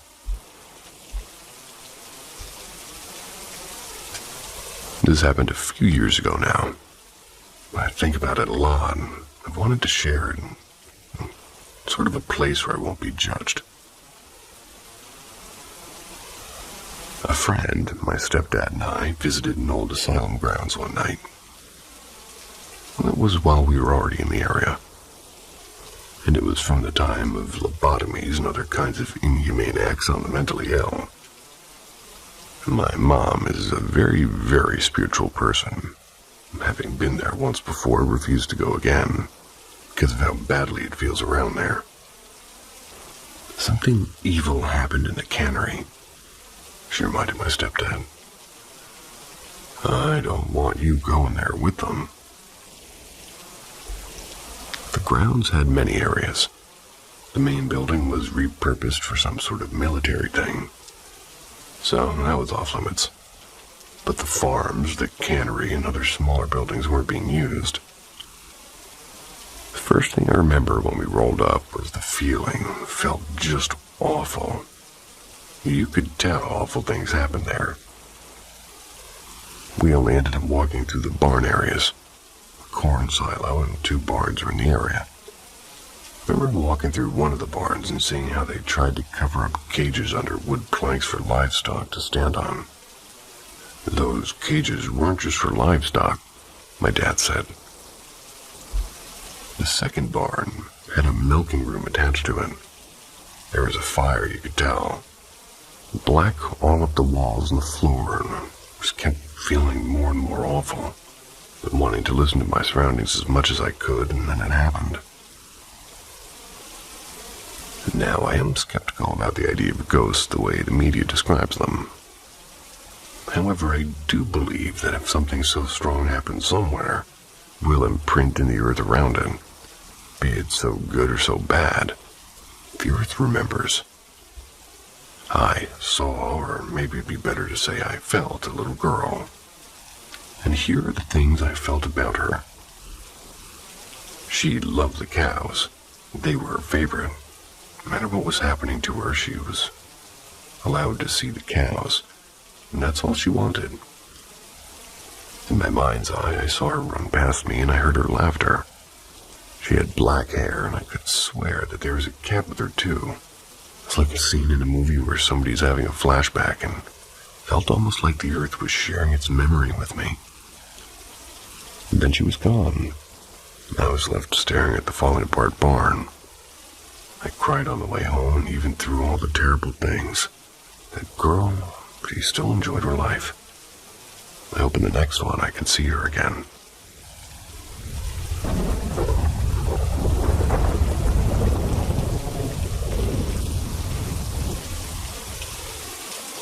Brother was stalked by a ghost lady. For context, I'm Hispanic, and in a Hispanic family. So that comes with superstitions and spiritual shit. So you can imagine the vibes. My parents are divorced, and my mom has a habit of constantly moving. This story was told me during one of the moves. My mom was out of town, so me and my older brother were left to clean up the house and pack up and stuff. As we were packing, we found an old cassette player and recorder. We picked it up and had a cold blank stare. Basically, he told me that when we were living in one of the previous houses, he found a cassette player like this one in one of the many boxes underneath the stairs. He said my mom used to record our conversations and uses them in court against my dad.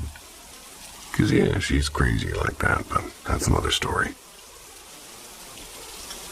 He said one day when he was alone in my mom's house, he grabbed the cassette player box thing and hit play, and he heard a woman's eerie voice singing. He can't quite remember what she was singing, and he said he understood it, but it wasn't quite English or Spanish. It was like a weird language that for some reason he could understand but not replicate. It was 100% not my mom, and it was definitely a different voice, completely. It was older and more raspy. Told me he felt like a heavy weight in his chest, so he put it away and hid in his room until somebody came home. Now, here's the freaky part. Mind you, my older brother is the smarty pants of the family. He is the stereotypical, logical, and technical to a fault kid in the family.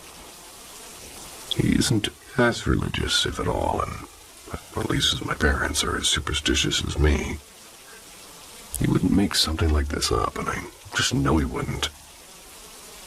Years later, he had forgotten about the whole thing. We were living with my dad in his apartment. He said my dad, my oldest brother, and I had gone to Costco or some shit, and he was home alone, and then the phone rang. The house phone. He went to pick it up, and it was that same voice, that same raspy, eerie, heart-wrenching voice just singing. He said he froze in his core, and he was in shock. He told me this, and his eyes began to water. It was so bizarre. I just tried to brainstorm and rationalize an explanation. And he said he didn't even want to talk about it. Like, logically speaking, if it were a person, they would have to at least heard the tape or known where we moved. And I think it's important to note it was not my mom's voice. He assured me that. It definitely was not my mom's voice. Freaky shit. I'll agree with you on that one.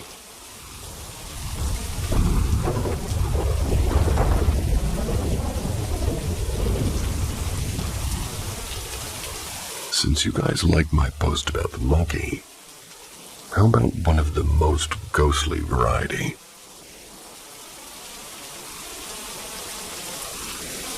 My girlfriend and I recently moved into a house. We'd been living in apartments for as long as we were dating, and this was our first house. We were incredibly lucky to get a house, and her being only 23 and me being 26. My great-uncle had passed away, and my aunt offered to help us purchase his house. We were living in a bad part of town, and she just wanted to have a safe space. We have several pets, and I recently got a dog. I was sitting on the couch in the living room and my girlfriend was at work, and I had stayed home due to, sort of a migraine. And as I sat there, I heard what sounded like small footsteps in the cabinets in the kitchen opening and closing. I figured it was Thor, fat as hell, silver tabby, who tries his hardest to get food. But when I looked up, all of the cats were in the bay window. I didn't have a dog at the time, and it was a little bit eerie, but I wasn't really scared, more confused and curious. Then my girlfriend and I were sitting together and playing games. The same thing happened. Me and her looked at each other, and my girlfriend just goes, "Frederick." She goes into the kitchen, pulls a gnome statue from under the sink.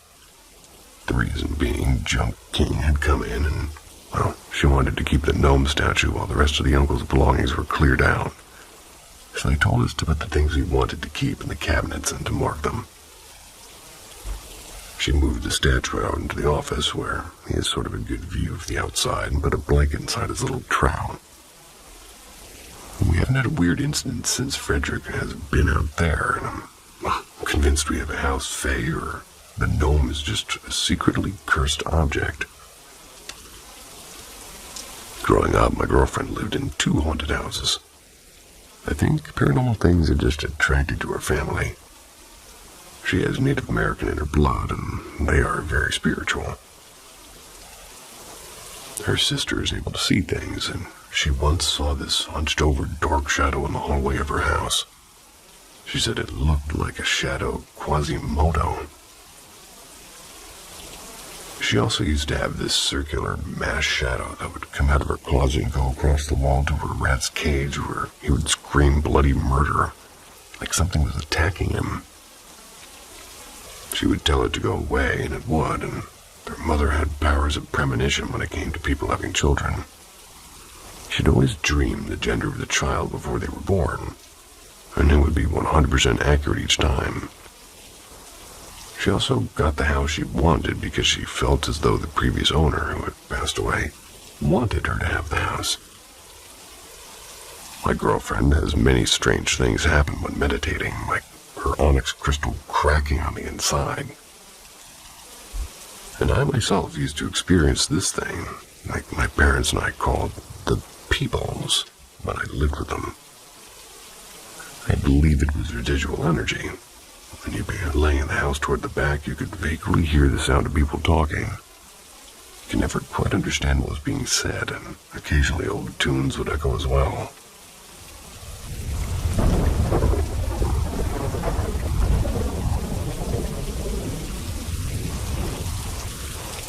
Spiritual activity picking up a little.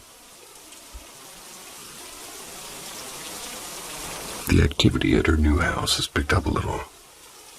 The other day I was soaking in the bath. I'm a water gremlin. I love taking warm baths and just relaxing. My cat Christina always has to be in the bathroom with me. She's a black and white cat. My girlfriend was out on a walk and none of the other animals were nearby when this happened. I heard the click of the bathroom door being opened. I assumed it was my girlfriend and turned to look at the door, calling her name.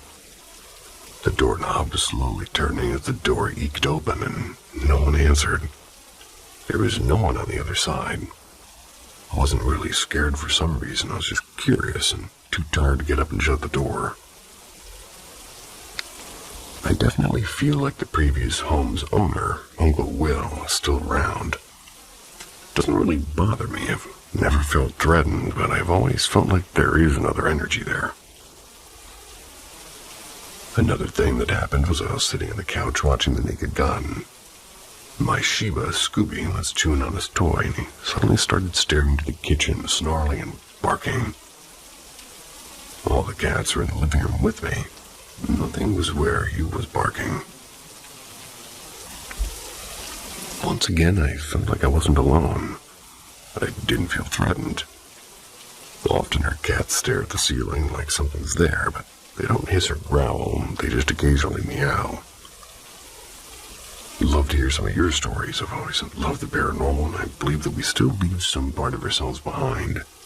Like, tell me, what have you seen? Edit. Girlfriend came home from a walk tonight. She loves going on walks, and I was taking a shower. I just hear, babe, did you leave the back door open? I was like, no, I never do. I close and lock that shit after I take Scooby potty because I'm paranoid. Well, the back door was open. The office door was locked, and I didn't hear anything, so there's no way somebody broke in. We checked the house. And the garage light was on and the door unlocked, but the garage was clear too. Maybe the ghost was mad and we just turned the light back off.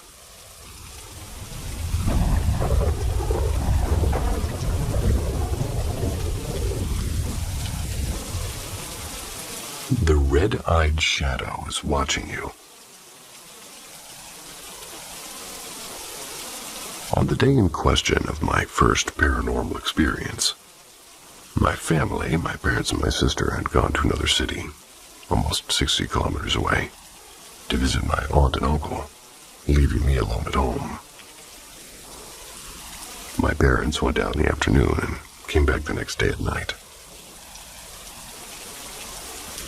The night of their departure, which I thought was a French word because there is spelled differently, I was sleeping and I turned over and I half opened my eyes and I saw clearly as daylight a dark shadow in human form with two red orbs for eyes across the room looking at me. I didn't give it any importance until the next day when I remembered it. Went back to sleep. My room overlooked the inner courtyard of the building that we lived in. And being winter, the blinds were all the way down to keep out the cold, so couldn't have been outside lights. To this day, the memory of that shadow continues to haunt me as I have not found any explanation for what I saw, even though I did try to recreate it without success. Other experiences. My little sister has commented to me on dozens of occasions, seeing how a dark quote-unquote thing as night peeks into a room through the doorframe, moves away when she sees it. P.S. I've also seen it on several occasions. And a few months ago, I'd go back in after smoking a cigarette and the whole living room was dark, and in that moment I saw a kind of mist with the height of a human pass through the room and disappear through the exit door. Several minutes later, my mom told me that she had seen the same thing from the kitchen, but would swear it was a woman. A couple of weeks ago, my father had gone to smoke in the backyard of our house, and when he went back inside and turned on the lights, he swears that he thought he saw for a few seconds what looked like a child. My sister had already been several hours sleeping. They were standing in front of the kitchen door before disappearing. She almost dropped a glass of water he was carrying in her hand. What do you guys think? He was carrying water in her hand.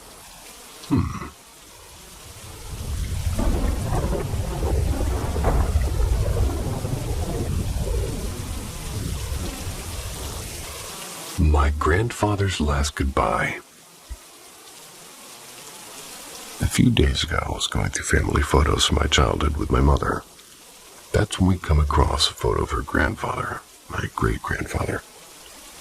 Then a memory came to me in the form of a flashback of the day of his death.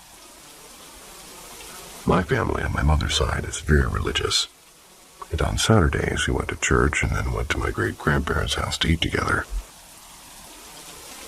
In the last months of my great-grandfather's life, he had a bone disease that was preventing him from moving more than a few meters without pain. On the day of my great-grandfather's death, my mother's cousin and I, she's a year younger than me, were playing in my great-grandfather's room. It's when my mother kicked us out to let him sleep. About 15 minutes later, we were playing in the yard when looking out a window of the house, there was more than maybe 20 meters from my great-grandfather's room. We saw clear as day my great-grandfather standing and smiling as he was greeting us. A few minutes later, my mom called us to eat when she went to tell my great-grandfather she found him dead. According to what my mother told me, the autopsy revealed that my great-grandfather had been dead for about 10 minutes when they found him. Knowing this, I seriously wondered if what I and my mother's cousin saw was the spirit of my great-grandfather saying goodbye. That's a safe bet.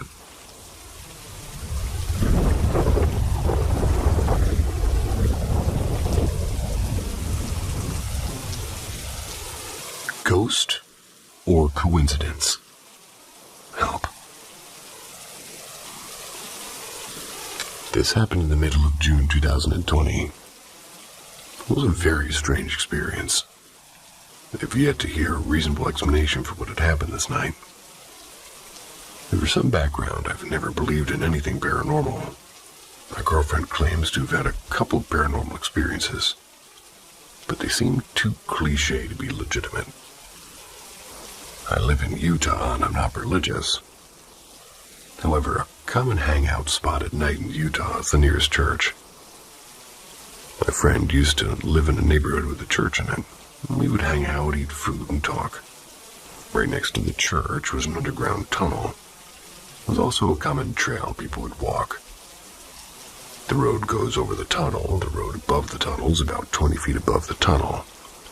The road, pretty much a bridge. So after we were done hanging out, it was driving, cross over that bridge, and I see a black and white cat fall off the bridge and into where the tunnel is. I only saw its butt. However, I knew it was a cat. It's not uncommon to see stray cats at night in this neighborhood.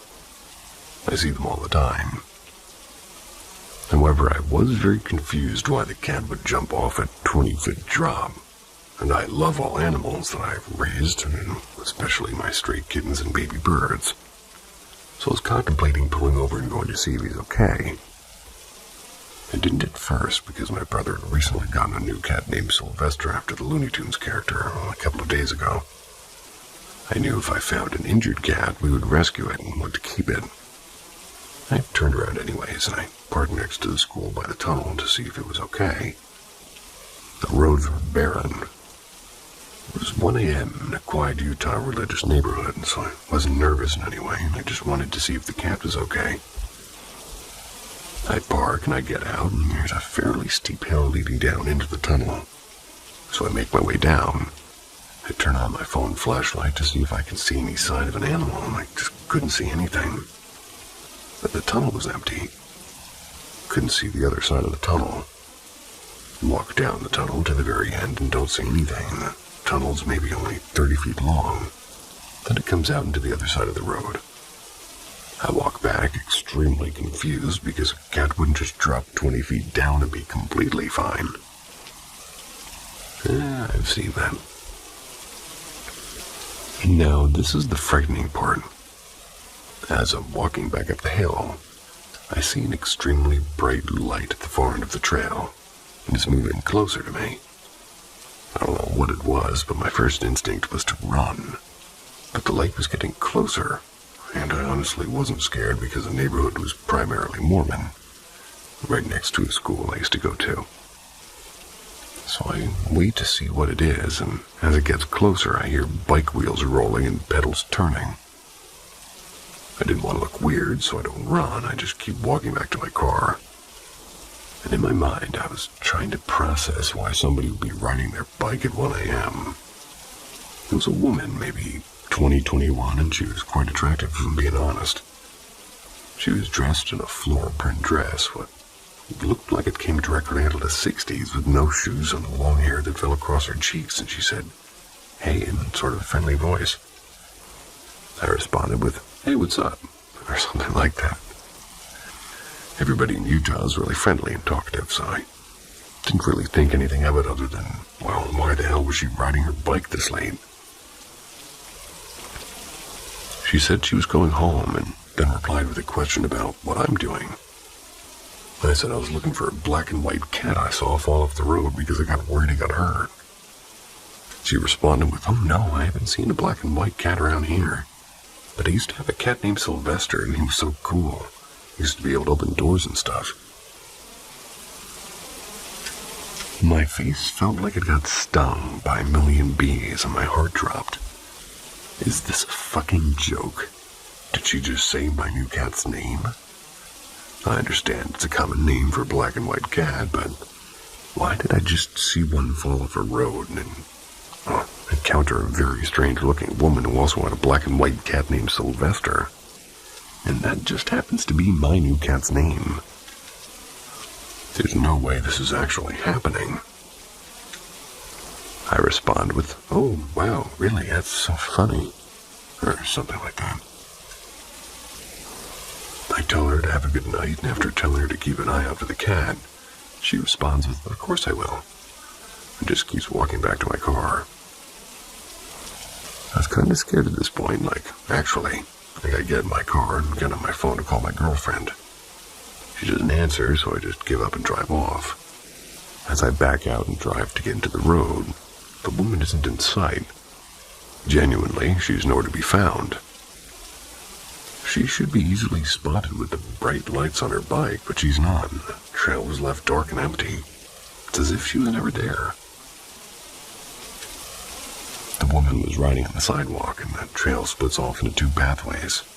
One goes into the tunnel, and one goes into the sidewalk that connects the road. She was on the sidewalk. There's no way she could have gotten into the tunnel because, as I said, the hell down into the tunnel is fairly steep. There's no way she could have ridden or even walked down there with a bike.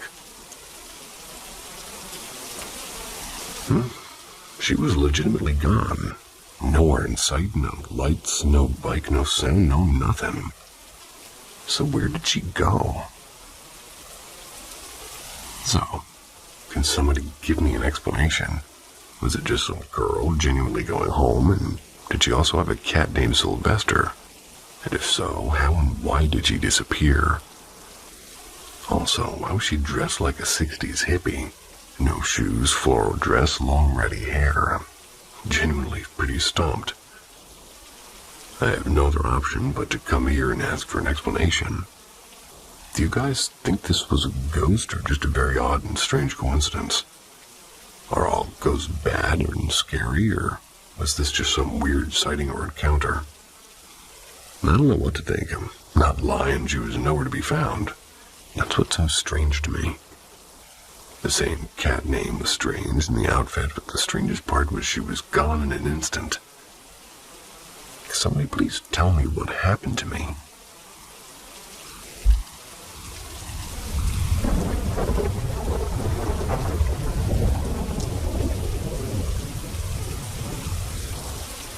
My best friend visited me. In January of 2011, my childhood best friend passed away. Her name was Carla. We were super close growing up, and I would often sleep over her house. We would rent movies from the shop around the corner of her house. We sort of lost touch when I moved cities 400 miles away, but we would still communicate. After she passed away, I remember I didn't have dreams for almost 2 weeks. Then one of my close friends told me about a dream they had with her. Carla appeared to my friend in a dream, and they had never met before. They asked my friend where I was, and she was looking for me. Then, like clockwork, the following night I had a dream with her, and I was in her old neighborhood, and it was like a bright-ass sunny day. I could barely see the cars and houses. Then from around the corner, Carla comes walking toward me, and she's smiling super big. She doesn't say anything, but gives me a big hug, and I don't remember what happened after that, but I think I woke up shortly. I forgot to mention that before the dream that night, I'm watching a movie and eating in my room. When my nightlight starts flickering, eventually turns off. I thought, NBD. I'll get a new bulb. After I woke up from the dream, my nightlight turned on. I don't know what this means, but I felt her there. Fast forward to this year. I read recently about how lost loved ones tend to visit us during special times like birthdays or anniversaries of death. We just have to see it, I guess. So I started talking to Carla more often than normal, and thanking her on everything she's done for me. Her birthday was coming up, being March 3rd. And on March 1st, I'm in the kitchen washing dishes when I thought to grab my phone so I could listen to my podcasts. When I walked into the living room, I got a huge whiff of Carla's house. It was unmistakable. You know when certain people's homes just have a smell, like not necessarily bad, but just a certain scent? I smelled her. Couldn't believe it, I almost cried, but I acknowledged her presence and I said, "Thank you for visiting me." On the morning of March 3rd, her birthday, around 5 a.m., my boyfriend and I got woken up to the sound of something small that fell. It was coming from the kitchen. He got up to investigate, thinking maybe our cat dropped something. Found out it was a little wall sign that we have in the kitchen that says, "I love you more than bacon." It's been there for almost a year.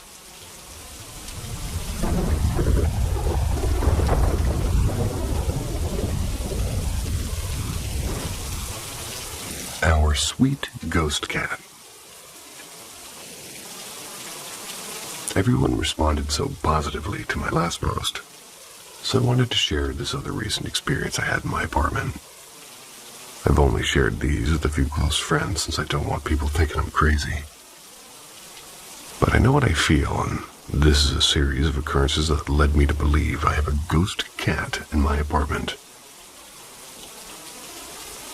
First time was when I recently moved into my apartment. About a month after, I was getting ready for work in the morning. That's when I noticed my cat playing with a shoelace in the hall. In the hall, there was a small closet. My cat was playing with the shoelace in front of the closed door when I see something white swipe from under the door, almost like a cat trying to get a shoelace from the other side. My cat saw it too. She stopped what she was doing to stare at the bottom of the door. I immediately thought it was my other cat, who does have white paws, so I opened the door to check, and there was nothing. The second time was a few months later. My boyfriend and I were trying to fall asleep in bed around 11, and that's when we hear tiny footsteps run and then jump onto our futon couch in the living room. It sounded small, just like a cat randomly running and jumping on the couch. We both looked at each other because both our cats were in bed with us and our dog is crated at night. He said, "What was that?" Well, I said, "I don't know." So we went to check, but saw nothing. Third time, we had a guest in our home, and I usually leave a box or two out for my cats when I get a new package, since they both love them, and I had one in the middle of our dining room. My friend, my boyfriend, and I were in the living room watching a show. That's when we hear the box slide, almost as if a cat jumped into it. I look over and I actually see the box flaps move, but both our cats and our dog were in the living room with us. All windows and sliding door were closed. So we all just kind of looked at each other like, what the fuck? Fourth and most recent time was about 7 months ago. I randomly woke up in the middle of the night. I remembered I needed to charge my phone. I looked and the time was 1:21 a.m. The outlet is right next to my side of the bed, so I just reached over and plugged it in while barely having my eyes open. Then I set my phone down, and as I did, I see a shadow on the wall from my nightlight. It's about the size of a cat and it's coming toward me. So I just laid back in bed and I immediately remembered and looked at my feet. Both my cats were sound asleep on my bed. I tried really hard to fall asleep after that, but it took me almost an hour. I've had other uneventful occurrences like leg rubs, I feel, and I thought they were my cat, but ended up being nothing. And something that sounded like a cat jumping off of our couch into the wood floor when my animals are in my room with me. All my life I've had experiences like these. And at this point, they're just expected.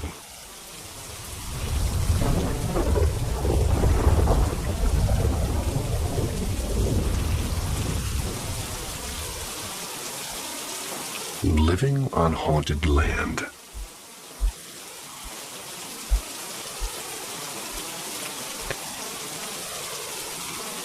I grew up outside of a relatively small town in Texas, and more importantly, in a haunted house.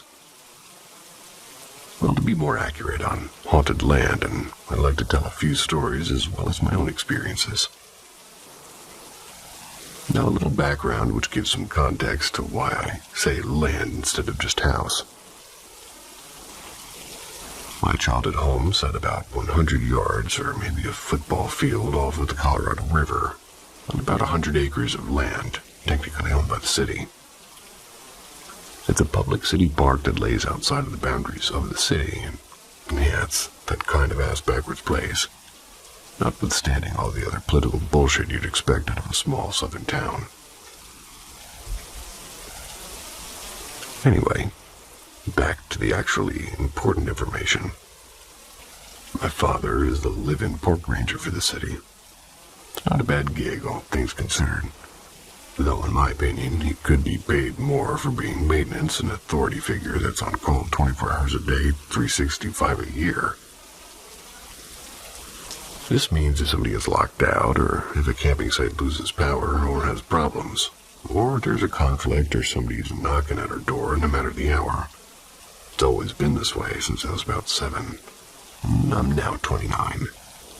He's a tough old man, almost 55 years old, and not all that inclined to share spooky stories of things he's seen and told, though he does believe in ghosts.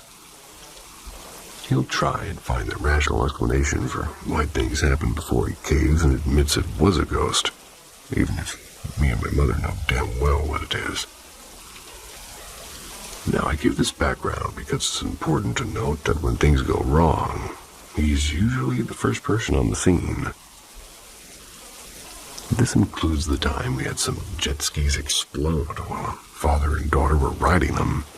They were fine, thank goodness. Jeez. Alligators roll up on a campsite. Personal disagreements and people trying to be sneaky and not pay by showing up after dark. People doing illegal substances or trying to get freaky in the backseat in the rough camping part of the park. And of course, being right on the river, drownings. For some reason, people love to drink and swim, and somebody drowns about every 3 years minimum. We're actually due for another drowning, following the pattern. I don't hope people drown, but in memory of the last ones, they don't seem to stick as long as they should. Anyway, Dad's usually the first on the scene, either to try and help the people or to direct the ambulance and the police. And eventually, they search for the bodies, and most appear after about a day. One took 3 days, and Mom said that's the only time she's seen Dad truly disturbed. It's not a fun part of the job. Dad dreads summer and spring when people start coming out and acting stupid. Please, please do not drink and swim if you're, especially if your kid isn't a strong swimmer. And even if they are, please put a flotation of some kind on them if you're swimming in a river or a lake for your sake and everyone else's. So people drown, sad as it is, and that being said, these drownings have led to several spirits that hang around. Our most popular one to be reported is the first man my father helped try and find the body for. He was wearing a white shirt and blue jeans and was a friendly man by nature. Now, I need you to know I've only seen him once myself after his passing.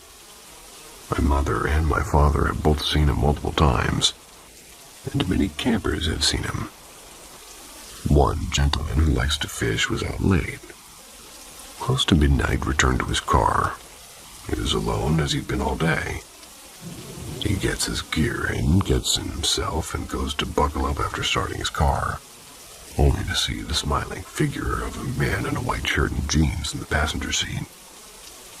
He leapt out, and when he turned around, he saw no one in his car. It's been almost 5 years, and this fisher no longer comes out by himself if he's staying after dark.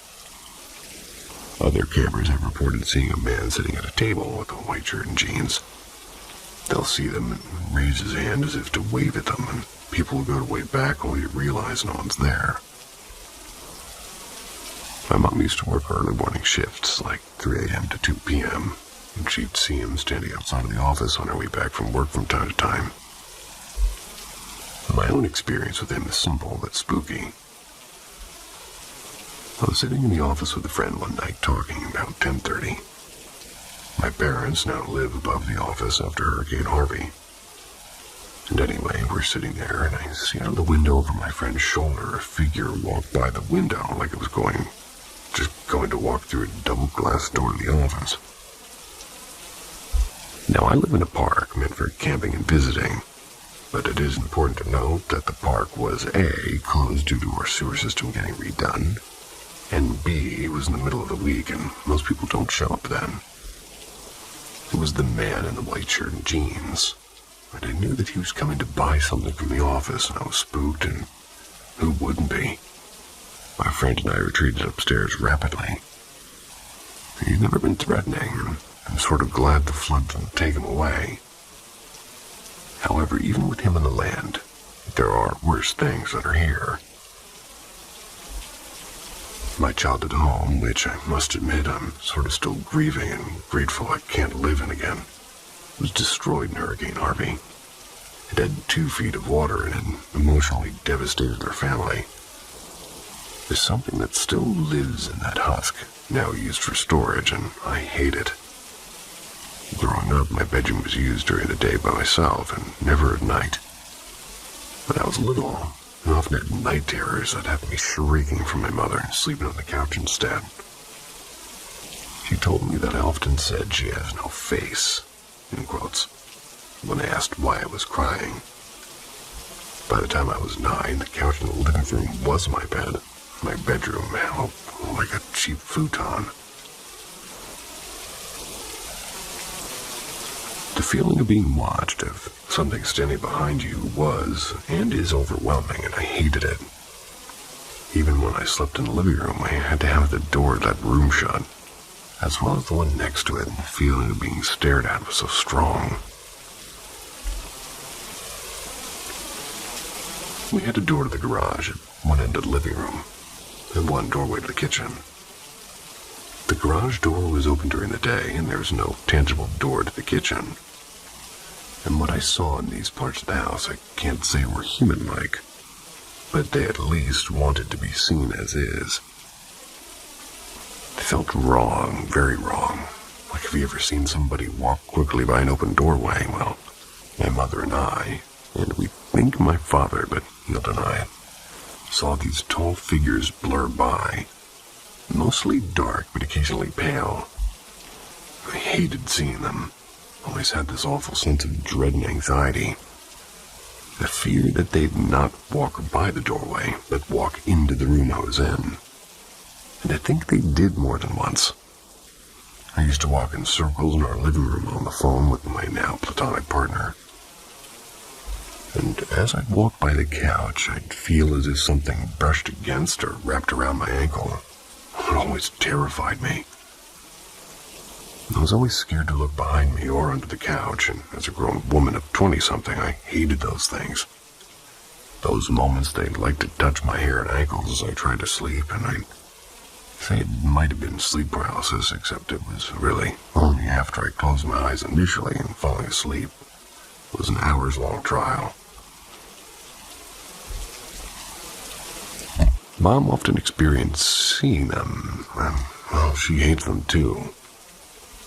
Since Dad's on call 24/7, there's times that he has to go out at night, and much to our anxiety, we'd often hear the front door open and shut, or hear his voice, call out to see what had happened or what was wrong.